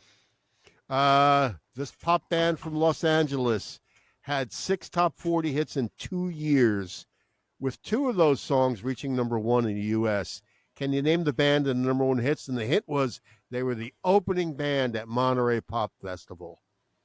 This 6 hits, 6 top 40 hits in 2 years. The Mothers and the Fathers.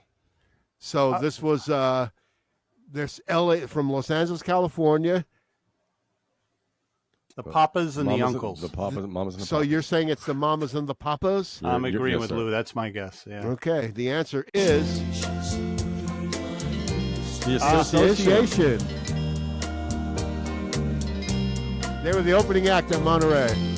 That's cool. Windy. Good songs. Hal Blaine. And those were their 2 number 1 hits. Listen to the drums. Yeah. They had 6 top 40 hits in 2 years. Yeah.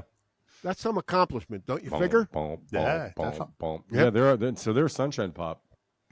That is the Sunshine Pop category. Yeah, I guess that's a subcategory. Yeah. I love the drums on Windy.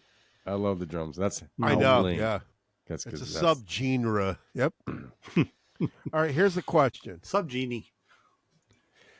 Can you name the only Pink Floyd single to reach number 1 in 8 countries, including the USA? 8 countries, number 1. Yeah. Number 1 in 8 countries, including the United States. I've got 2 choices. Okay. It's either Money or Comfortably Numb. Numb. I'm not working at Starbucks. Comfortably Marky Numb. Smith? I should know this, but I'm going to say it's in my head. I'm thinking another brick in the wall. We don't need no education. Okay. The only Pink Floyd single to reach number 1 in 8 countries is... Yeah. That was a massive song. Yeah. Huge. Yeah. With a Another Y. brick in the wall. Hey, I don't know if that's version 1 or version 2 or leave whatever. us kids alone. Yeah. Yep. So when Roger toured the Wall, he would bring out wherever he played. So he played a Yankee Stadium. He had a choir from the Bronx would come out and sing the kids' part, and he had the big inflatable teacher, and they'd be giving him the finger and everything. Nice, cool. positive. So yeah, he hired local talent everywhere right? he went, Yeah, whether it was France or whatever. He'd find a local well, school, get I the kids to respect sing. Roger Waters for that. Yeah. How about this one? This British ska/pop band had only 1 charting hit in the USA in 1982. Oh. Can you name the band or the song? That British ska thing was pretty happening in the late 70s and 80s. Was it the Specials? That's what I was Ghost thinking. Town. I don't know. I was thinking Specials too. That's a great because they were a British ska pop band, but it was. No, it was Madness. Aha, yeah. Were you going to say that? I just said it before you played it. Yeah, okay, Lou got it. See, I forgot they were a ska band. They were a ska band. That was that song. a great friggin' hit. Yeah, it was on Geffen in the USA. Yeah. Okay. Yeah. That was Lou a big. got That's it. a big. Lou got hit. it at the last second. At the last second. Yep. That was a big hit. That was a great. I always did like the video of that when they show the kids in his bedroom with the Beatles suit playing guitar. Yeah. Yeah. It was a great video. Absolutely. Yep. All right. I like to One Step Beyond. Yeah, but that wasn't. That I don't think that cracked the top 40 in the USA. Probably not. No. MTV hit. How many number one hits did the band Journey have? And the hint is it's less than 4. I'm going to go, for some reason, I'm thinking it's only 1. I'm going to go with 1. I'm going to say 2. You're going to say 2? No, I think it's not. No, I think Mark is right, but I'm going to say 2 just to be different. I have to agree with him. The answer is 0, zilch, nada. Big fucking goose egg. The reason they're a crappy band with crappy songs. See, now you just ruined that's it. Now, why. Perry, you've railed against bands that are successful, so you should like that they never had a number 1 hit. They never hit number 1.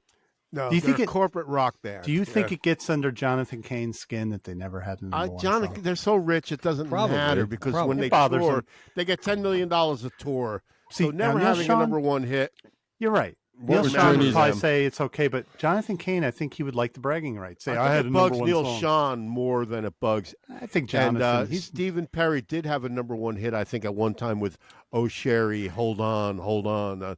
You should have been if wrong. If it wasn't the Billboard Hot 100, it was the Cash Box or whatever. Oh, that probably really pisses off Jonathan Cain that Steve Perry had a solo number 1 hit. All right, how about a disco? How about a disco trivia question? Because I like disco. Lou?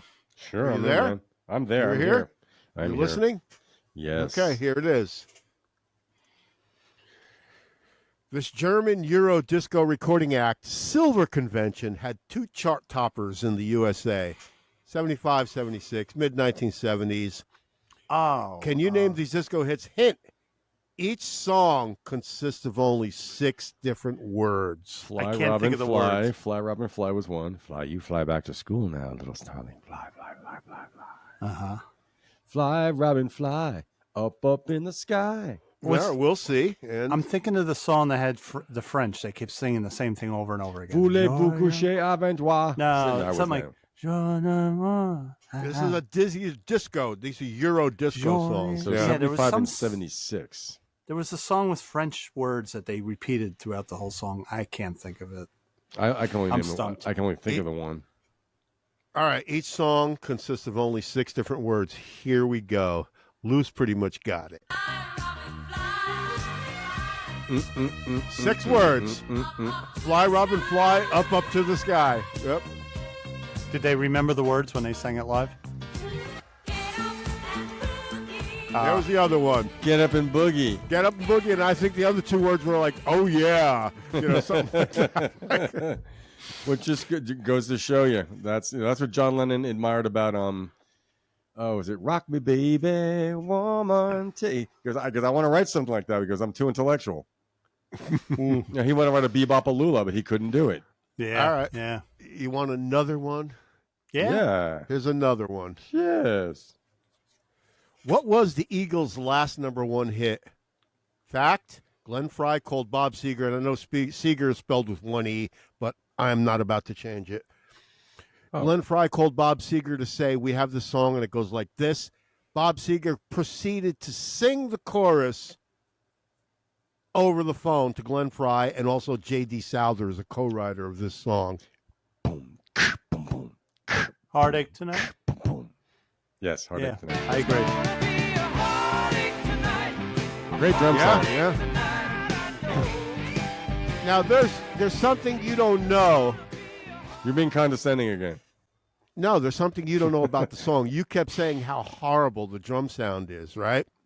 I have, yeah. Have you looked into how they got that? No, I figured it was just large amounts of Don cocaine. Henley was not happy with the sound of the kick drum.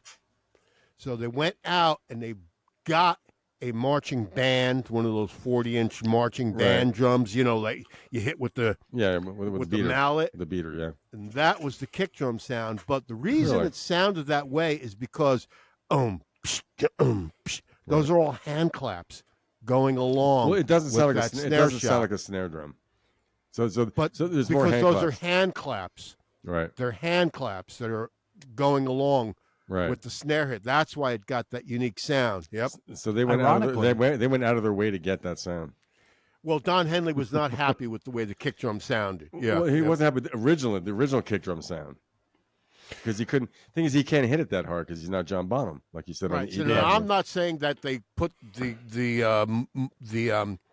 parade drum in front of him, or they just hit it with a mallet. I do not know. Right.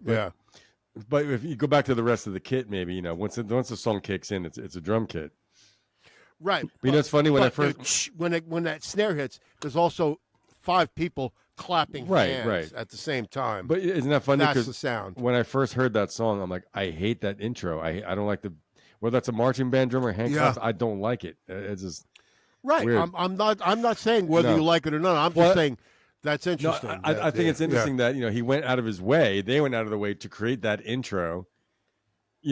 Seeking a base, and I find it kind of horrible. It's like what always bothered me about that drum sound was, to me, it was almost like as a precursor to electronic drums. It was very clinical. It sounded like electric drum. It was 1979 when Fleetwood Mac did Tusk, and they used a marching band drum. So it sounded a lot better on Tusk than it did on that. Yeah. That's my opinion. But we all know Long Run was a very clinical album, right? It took forever to record, and Anyway, when Bob Seger's in town and it's snowing in Los Angeles in August, there's something going on, man. Yeah. How about this one? These are the first 2 lines of a song. Oh. Can you figure out what song this is, you guys? Yeah. And the lines are, can you read them? Yep. Go ahead. What are they? The Salvation Army band played, and the children drank lemonade, and the morning lasted all day. Holy shit! Well, that's the third line if you need it, and the morning lasted all day. Those are the first 2 lines. Those are the first 2 lines of the song.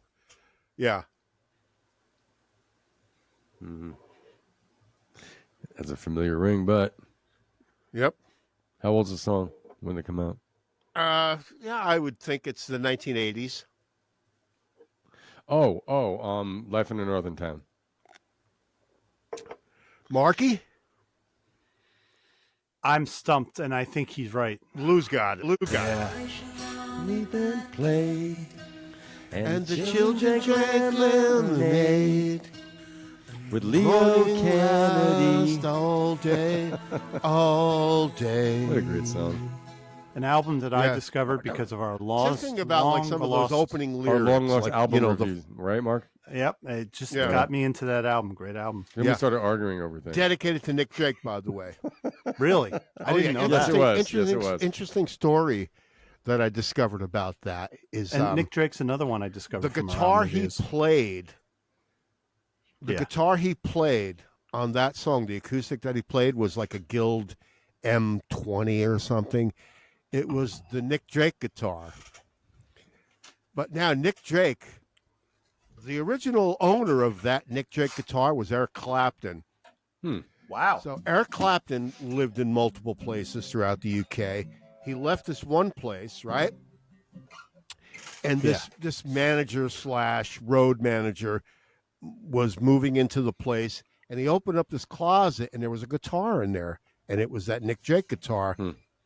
And they called Clapton's people, and they called Eric, and Eric's like, well, they described it. He goes, well, it's dark brown, and it says Guild on it. He's like, keep it. Wow. Keep it. I don't want it. And that was the one where you see Nick Drake holding that guitar on and the album this with guy the green plays cover. that guitar on and produced by Dave Gilmore, by the way. Yep. That's right. What? Oh yeah. Yep. Wow. Neat. Yeah. So it's weird when you see the opening lines, the first 2 lines of a song. It's tough to really, what I mean? It's a weird association. Is when you know something pretty well. It took you a minute to get it, but you got it eventually, right? I'm bad with that. The melody went in my head. I'm like, I can't pull the rest of it out. All right, I got one for You know you. something? When I worked at the Bottle King in Hillsdale, there was Yeah. this homeless guy who used to walk along the railroad tracks and take the train in New York. He lived in the Armenian home in Emerson, and I got to know him over the course of a summer and a year, and he loved that song. Because you ever heard that song? By Everybody loved that song. Yeah, but they went from the oddest of places too. I'm like, yeah, it's a great song. Yeah. Well, I think I did this once before. I have to read the lyrics in the voice of William Shatner because I want to go into the prose the way it was sung, and I'll give it away. So I'm going to be William Shatner reading lyrics, okay? All right. Okay.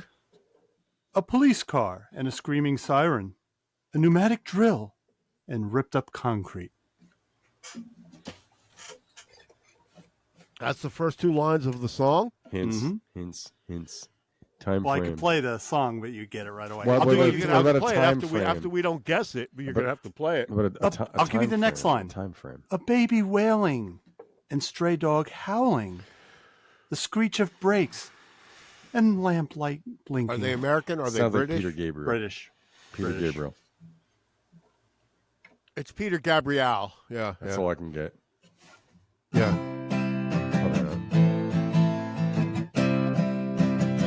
Paul Weller. That's entertainment. It's a jam. Yeah. I was gonna go. Who put the bop in the bop? Oh, you mean you're up? playing it? I thought you were going to play it. You're going to perform it? Well, I can't sing like Paul Weller. So, 'cause I don't smoke enough. that's entertainment. Okay. I I've don't never heard you smoke sing, enough. Mark. I've never Yeah. heard you sing. Police car and the screaming siren. Yeah, kicking the Okay. balls. Cool. Yeah. But you got another Police one, Barry? car and the screaming siren. Yeah. Great song. Screen Great door song. slammed. Yeah. Mary's dress waved. So you got one, Perry? No, I'm done, Oh, you bro. got- That's Oh, it. I got I'm a couple out. more. He's Tap You want City, a couple man. more? I'm out. Yeah, Okay. come on. I'm going to give you a couple more here. It's not just Lou and I. It's the other people. They want more. Spock. More. How do you How like it? How do you like it? Isn't that another one? That's another song with the three words of No, lyrics that was not in it. Silver Convention. No, but still, it's the same idea. I think that's all it ever said in that song. Yeah, it was 6 words. Yeah. How do you like it? How do you like it? So Or push in the bush. Push Oh, in the God. bush. I don't get I it. rather like that song. Who started that thing? That was the 80s, right? I think it was Disco. That was George Yeah. Moroder probably started all. Probably. So Captain Kirk had Spock in his personal office, and he's Spock.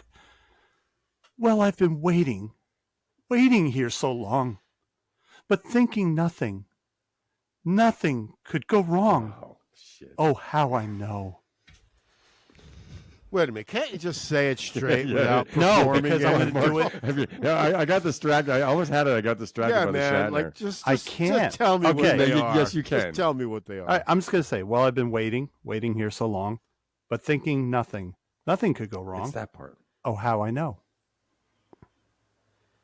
One more line. That's- One more line. It's Phil the Pill Collins. Think about That's it. what it is. It is, but do you know what song it is? I have And what no group? idea what song it It's, is. it's Invisible Touch. Oh, And it's actually a very, very good so how song. does that go? I like how does that song. go? How does the She intro seems go? to have an invisible touch. Well, I've been Oh, waiting here okay, so yeah, long, right, thinking right. nothing could go wrong. Yeah, It's it's the the ultimate- pill. He's a pill.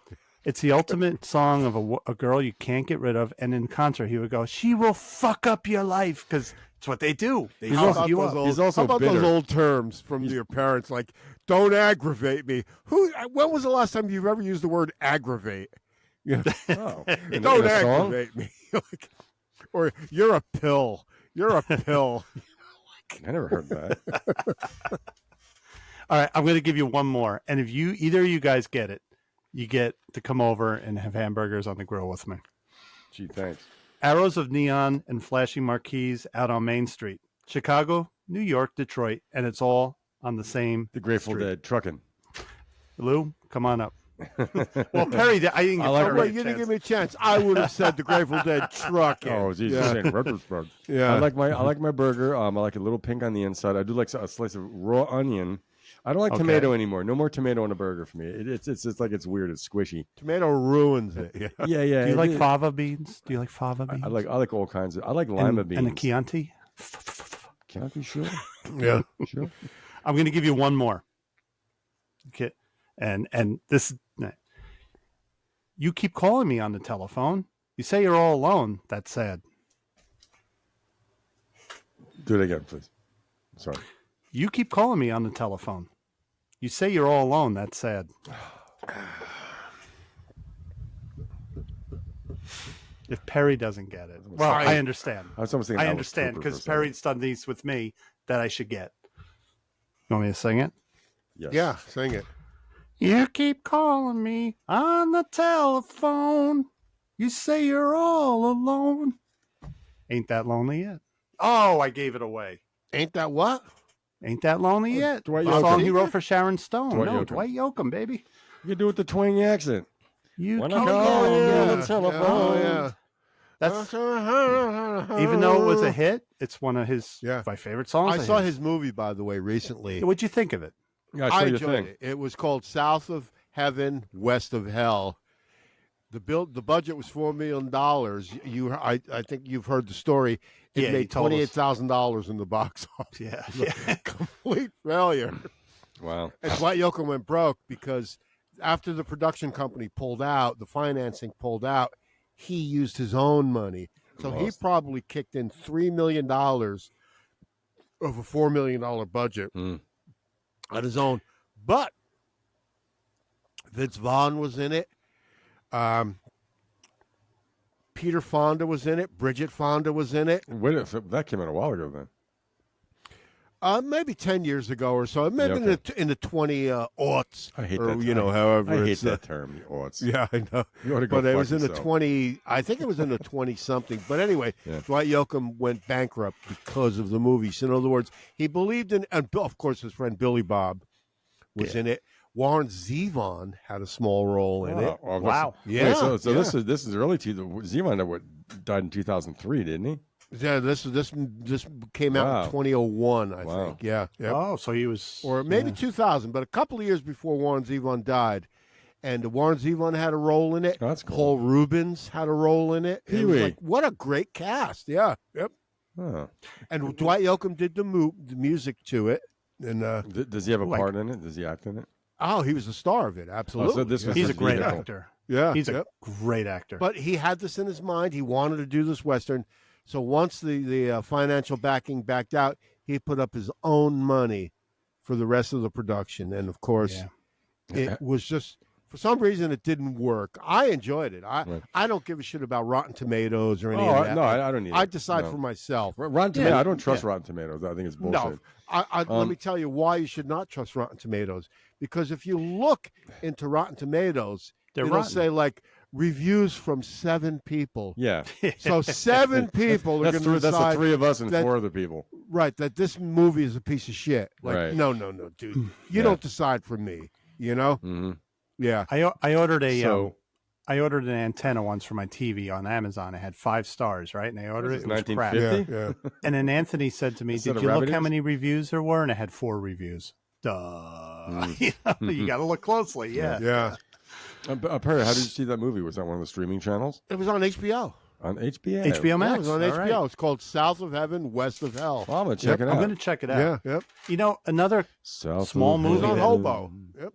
another small movie that Dwight made, and Perry, you turned me onto it. The 3 Burials of, I can't remember the name. Right. It's about the guy I dies. think and he Lou brings turned him- on to that. I don't think it was me. Yeah, well, I don't know. I can't remember the name of it, though. And Is that the one it was Levi on- in? It was Tommy Lee Jones in it, right? Yeah. Yeah. And Dwight's the sheriff. He's going after him. And I showed it to Nancy and Anthony, my wife and my son, and they were like, "Oh, what is this going to be?" They were riveted to the end. Like they loved it. You know, just a great. Yeah. Dwight. It's a shame because that movie he made, it should have been like the 3 Burials, which it didn't make a ton of money, but it the problem is he put all his money Right. into it. It's a shame that he lost. But I look at it this way. I look, the movie cost $4 million to make. $4 It million. made $28,000 in the box office. That does not deter me, and I'll tell you why. No. Because Ah, some of the shouldn't. records that I love the most sold 10,000 copies, Sure. tops. Yeah. Some of the big star albums that I love sold 5,000 copies. It doesn't matter. You know what I mean? Ron Wood, give him some neck. What did it sell? Less than 100,000. So Classic what? album. You know? Classic album. So yeah. that doesn't you have to decide for yourself. Right. Sure. What you like and what you don't like. And I'm proud to say that. It could be a movie in 10 years or someone, it could catch fire somewhere, sometimes these Like things albums. Right. Like Get, big yeah, star they get albums revisited. sold, Like, Yeah. I mean, like I said, it probably wasn't in the theaters, but more than 5 minutes, I mean, And it's also, he made $20,000. Well, they did it pull premiere? Yeah. Did it premiere anywhere in particular, or was it just a It went to the Cannes Film Festival, right? I think, and it was like the last thing shown at the Cannes Film Festival. The You know what also Cannes- happens though? Sometimes directors will make a movie and the distributors like the guy and they push it. Well, They Dwight didn't Yoakam push his directed movement. it. It was his baby, though. But it was obviously like his the The Apostle with Bobby Duvall. Well, there's been He a lot of co-wrote shitty... it and directed it and did Right. the music for it.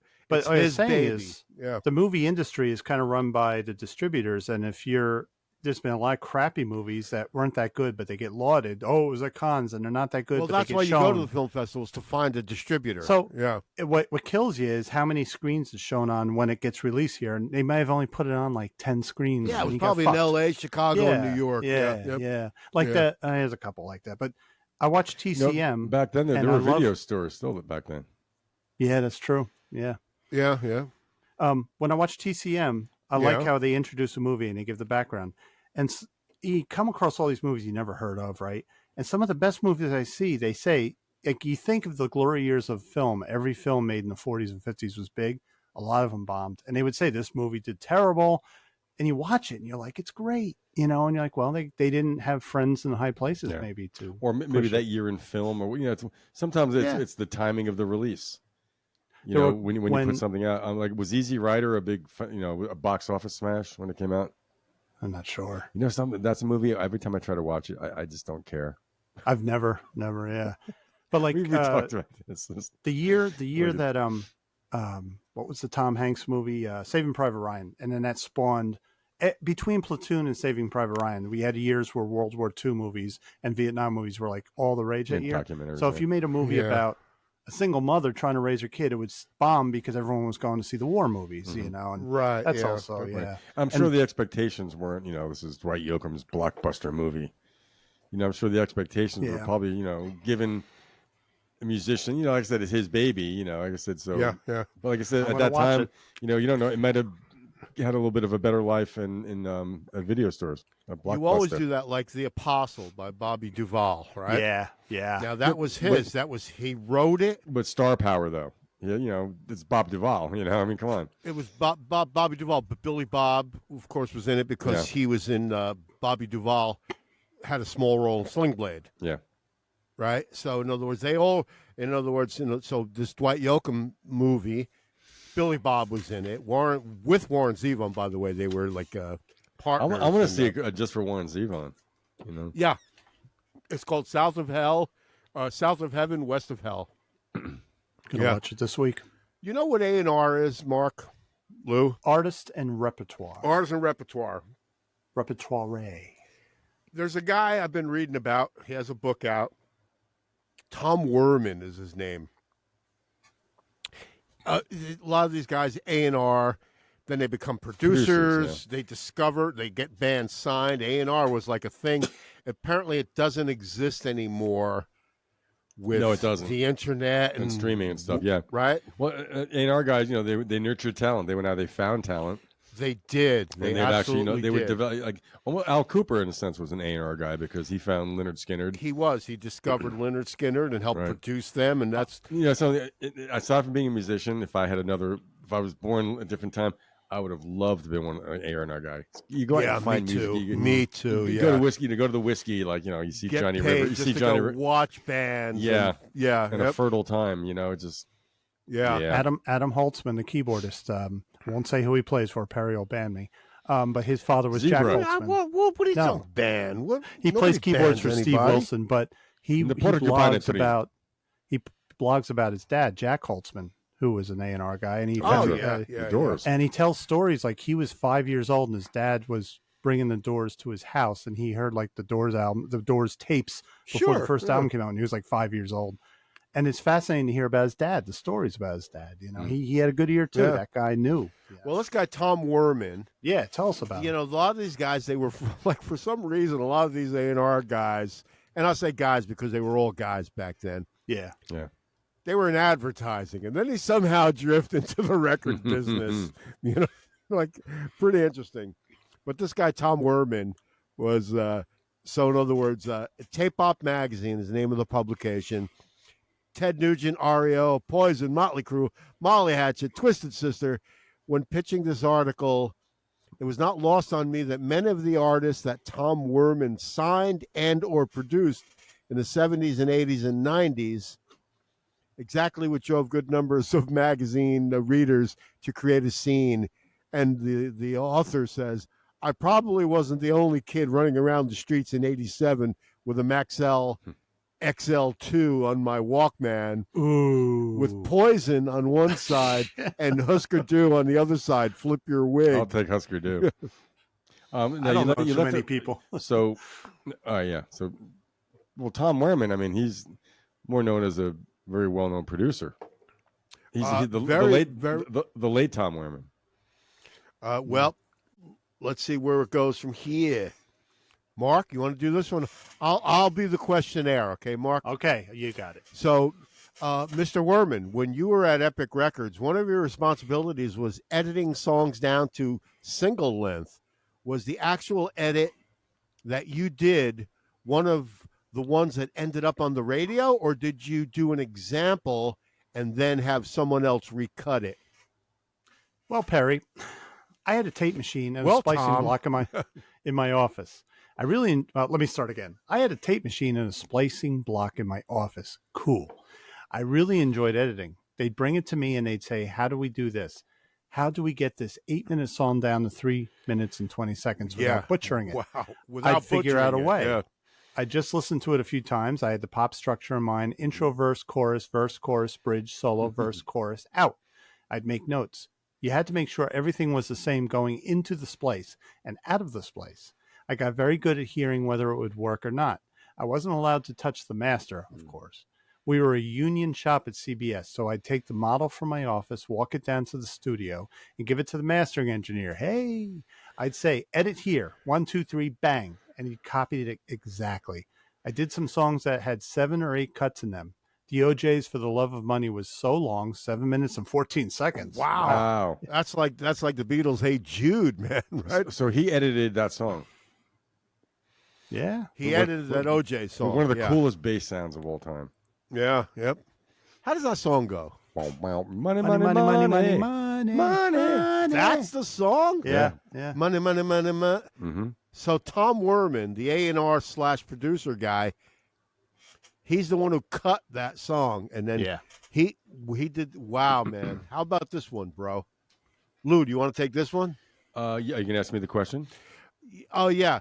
I'm going to answer in a German accent, though. What was the first? Well, Tape Op. What was the first artist you signed? The first artist you signed to Epic was Ted Nugent. I didn't know what a producer was when I started. I was a talent scout. Tom Werman's an American dude. He's not from fucking Russia. Yeah, I was more of a Russian accent. Okay, I didn't know what a producer did when I started. I was a talent scout. Embarrassingly enough, I signed Ted Nugent. Well, yeah, he's got to back out of it now. Okay, that's really hard to explain to people these days, given his views and outspokenness. But actually, he's a really good guy. He just got twisted at some point. I heard that from many people. Ted had a production deal with this guy, Lou Futterman, who would call the shots. He could be the producer. I was kind of bummed by this because I was thinking that maybe I would get a producer. I actually asked Pete Townsend's lawyer if he would consider producing Ted Nugent one day when we were on a plane together. She laughed. It's a Music Relish show. Mark Perry and Lou Futterman. Well, he's that senator from Pennsylvania, isn't he? That big guy. The big guy in the shorts. Well, Tom Werman. It's Tom Werman. Tom Werman right there. Tom Werman. But let's see. Wait. 6, 3, 6, 9, 12, 15, 8. 24-track 2-inch machine over there. Yeah. Right? Yep. Big tape. Look at the size of the spools. Yeah. So these guys are like duct tape. A&R. It was great the way the business used to be. They're A&R people, but they become producers too. Yeah. I got to tell you something. When I read my little blurb about him having an editing block at his desk, it gave me memories of CPI because they made me the mastering engineer. All right, and I was CPI, you have to explain to people who are just listening, you know. CPI, just let me tell a story. Incorporated, yeah. So we produced cassettes and CDs, and I did the mastering engineering. So I was having trouble learning how, because this was analog. This was before digital. So you took a razor blade and cut the tape. And so what Pete Curiel, the head guy there, an old guy, crabby, just never liked anything he did. But he said to me one day, you like that rock and roll. Listen to some songs and think how they could be shorter. Right away, I think of ELP. I think of really long songs. So I would stay there, and I got paid for it too. And just like, so I'd play Tarkus, which is 18 minutes, and I'd say, let me cut one song out of it. Or I would take More Than the Feeling, saying, take More Than the Feeling and make it 3 minutes rather than 4 minutes. So I did that, and I would sit there cutting because we used half-inch tape for the bin masters, which is what duplicated the cassettes. So I was doing it with half-inch tape, but it gave me that. There's nothing like splicing with a razor blade. The good thing about digital editing, no, it's not destructive. You know, you can fuck up a master with a razor blade. This guy had a lot to do with a couple of bands. In fact, he seemed to really have an ear for that. I misspoke. He's alive. He's not dead. Yeah.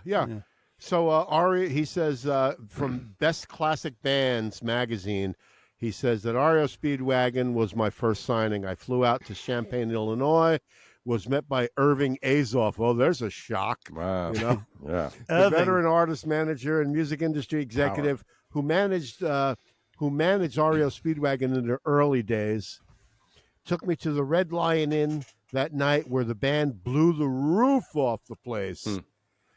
Since I never produced them, my exposure to the individual members of the band was limited. But, but he helped get REO Speedwagon signed. Yeah. Yep. And he described them as funny and intelligent. Yeah. I heard before they had that big hit, High Infidelity, a lot of people say they were like one of the best live acts in the 70s, that they were really good. I don't know much about them on the rock them. shows. They keep on rolling. I mean, before the corporate success, good type. They were a good type Midwestern rock band. You know, yeah. Gary Rickrath was a great guitar player. This guy, bands like that they were very seasoned. You know, this guy Tom Werman had a lot to do with Cheap Trick. It's Vermin. That's how I know his name, Cheap Trick. Yep. Yeah. So, Mark, you want to go with this one? Producer Jack Douglas. Tom, this is Tom Werman talking now. Yeah, right. And Jack Douglas produced Zebra. I just want to say, all right. Producer Jack Douglas called me and said, "I saw a band that I think you should see. I flew to Quincy, Illinois, with their manager Ken Adamani, and saw them in this club, Catacombs. They were really, really loud. I even had to step outside for a while to be able to hear the songs more clearly. But I was really taken with them. And when I went home, I told my boss he had to see them." That's Cheap Trick. Yeah, he told his boss, and they got signed, probably, right? Yep. But this is interesting to me. They were so good in the studio, we were never pressed for time. Robin Zander could do 2 songs a day. He's the best singer I ever worked with by far. Fabulous pitch, a producer's dream. I have the greatest respect and love for them. They were musicians. Cool. Talking about Cheap Trick now, Tom Werman says, "It was the most fun I've ever had in the recording studio. They were so easy. It was so good. They were truly amazing. We would finish our basic tracks in several days. You get 12 or 14 songs done in a few days was unheard of. Then Bunny Carlos would finish, hang a sign on a snare drum that said "Gone Fishing," and would go home. And we would see him for rehearsal and then in the studio, and never again. He came in and he did his thing and left. Shit. Maybe this was the trouble that Cheap Trick ended up having with him, you know, in the later years. I'm out of here. He had a problem with Robin Zander. I think that seems what I read. But you know something? He's one of the rock and roll greats. You know, those old videos of Cheap Trick are great. Absolutely. Bunny Carlos and he's got the big drumsticks. Yeah. Yep. But Cheap Trick they were so good apparently in the studio. So they were just that good. There seems to be no rock star trips, no ego asshole stuff. It just seemed they went in. They were obviously prepared. And they went in. And did it. I was thinking Robert Zander is one of the great singers in rock and roll. Apparently, awesome, and he still has his voice. Do it. Yeah. I'm looking at Perry just showed to the audio listeners. Perry showed a picture of Tom Werman with Cheap Trick, And everyone always talks about the guitarist. What's his name? Rick Nielsen. Rick Nielsen having, he looks so strange. He's just obviously doing something off the wall. Bunny Carlos had the most un-rock and roll look. He looked like someone from the speakeasy in the 20s. He looked, or an accountant. You know, that was all part of their image, though. He looked like he dressed like a McDonald's manager. Yeah, but and Robin Zander his thing and like, I'm out, dude. I'm going fishing. Yeah. And Rob Zander and Tom Peterson were the rock stars. They had the rock star look. Well, they were on the cover. Like when. Go ahead, Lou. Well, Rick Nielsen, he looked like Satch from the Bowery Boys. That was his thing. He absolutely the did. hat with the turned up thing. That was his thing. It was deliberate. Hey, Chiefy. Yeah. But anyway, Mark, Lou, a couple of books I'm interested in is Tom Werman called Turn It Up. My Time Making Hit Records in the Glory Days of Rock Music. Perry, that was just published last year. Before you mention the next book, you didn't mention Tom Werman's greatest production effort. What was his greatest production effort? He produced in 1979, he produced, among fans, the most maligned Blue Oyster Cult record called Mirrors. Yes, and I like that. I like that record. Perry, is BOC's pop record. It's like a hard rock, and it's a good record actually. Some really good songs on it. But Tom Werman produced it. I believe you. I'll never hear it, but I believe you. No, it's Al Cooper writes. Al Cooper wrote a book, Backstage Passes and Backstabbing Bastards by Al Cooper, Memoirs of a Rock and Roll Survivor. He produced Blue Oyster Cult too. Oh boy. Al Cooper. Hey, Perry. The Forrest Gump of rock and roll. Don't tell me you're going to play some. Hey, Perry. Don't play Zebra, Blue Oyster Cult. Don't do it. Dr. Music. You're playing Dr. Music. More cowbell. I need more cowbell. There's a very famous NBC. Now, listen to the harmonica. Compressed. You know who's on the harmonica? Yeah. Who's playing it? Is it Mickey Raphael? Mickey Raphael from Willie Nelson's band. Willie Nelson's. Yeah. He played on thousands of albums. I bet he did. Yeah. Well, hey, Mark, I have something for you here. Zebra? Well, why on earth would I play a Zebra or Blue Oyster Cult song? Speaking of zebras, I watched a new Planet of the Apes movie. And in it, the apes see wild zebras, and they're like, what the fuck is that? Yeah. I was singing, tell me what you want. Anyway. I've been wasting my time. Well, thank you for listening to us. We hit the 2-hour mark. We haven't done it in a few episodes. But tired. I just want to remind everybody, wherever you're listening to us on now, keep listening to it. Please click like. Please click subscribe. We would appreciate it. But we are available on Apple Podcasts, Amazon Music, Amazon Alexa, Overcast, Podbay, Podchaser, Pocket Cast, Podcast Addict, Podverse. I'm sick of the word pod. Listen Notes, TuneIn, Facebook, YouTube, and the great Spotify, which is our flagship carrier. And on Spotify, you have the greatest, the mothership. You have the greatest record collection in the world when you have Spotify. But if you like something you hear on Spotify and you think you can buy the CD, buy the CD. You'll have a physical copy. It's a good idea. Yeah. Well, do you want to sign off, Mark? Yeah. I think I have a sign-off message. Didn't you get it? No, but I mean, you can sign off right now before we go to the outro. Just, Hey, you know what? It's been another great show. I hope that those of you in the beginning, when I said, how you doing? I hope you had a good ride with us. This is how we are. If this is the first time you heard this, we're kind of goofy, but we love our music, and we thank you for listening. And we love you for listening and for subscribing. We love you, yeah. Much love to you. Music relish, yep. Because all that matters is the music and what the music does for you. Good night. Or sometimes conflicting opinions, too. Because that's what it's about. That's what makes the show great. Yeah. I still like Thriller. Commentary. Yep.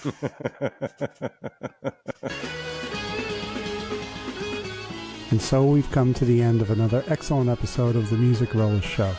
I learned a few things tonight from my buds, and I hope you did too. Remember, if there's anything that you like that you've heard on the show for the first time, explore that artist. Music is never ending. Until next week, adios. Adios means goodbye if you don't know. I'm going to take a guess and say the Beatles are drinking a pint or a glass of bitters in ESP. Hey, what? German beer. No, English beer. Only Tom Werman drinks English beer. He likes a good Kirschwasser. Reminder, our email is musicrelish@gmail.com. Look at that guy. Ah, That's the American Gothic. Is that the guy that got screwed by the electricity Rascal, the late great Rascal the dog, long-haired dachshund. yes. There it is. That looks good. Came to fruition. Yep. Hey, Music Relish, like, comment, subscribe. Mark? Like, comment, and subscribe. Please email us. I know nobody does it anymore, but we will take emails. musicrelishshow@gmail.com. Oh, yeah, Milk Crates and Turntables, our friend Scott McLean. Yep. That's not Scott. He said it wasn't him. And those are the guys in hiding. They did some very bad things. Music Relish. Wait, that's I just a bought double Dill positive. Relish. Music Relish. redundant. Buddy. But Why you the gotta Beagle, pull on loose the heartstrings Beagle Golden like that? Retriever mix. Like and subscribe. Music Relish. Doesn't cost you anything. We're worldwide.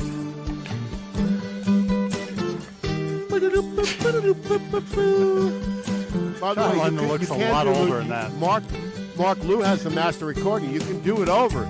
Just ask Lou to send you a CD without your guitar on it. Look at this, on the moon. Look at it. It's a Music Relish show, Astronaut. Go ahead. And it's here, it's a Music Relish show. A beer at zero gravity. Thanks Thanks for for watching. Cheers to you. And Roebuck.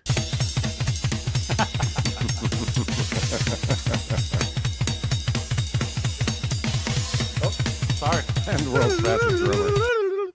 I did There that it with is. one bass drum, by the way. Music Relish. Look at that. Who is that? I see Springsteen. I see Liberace.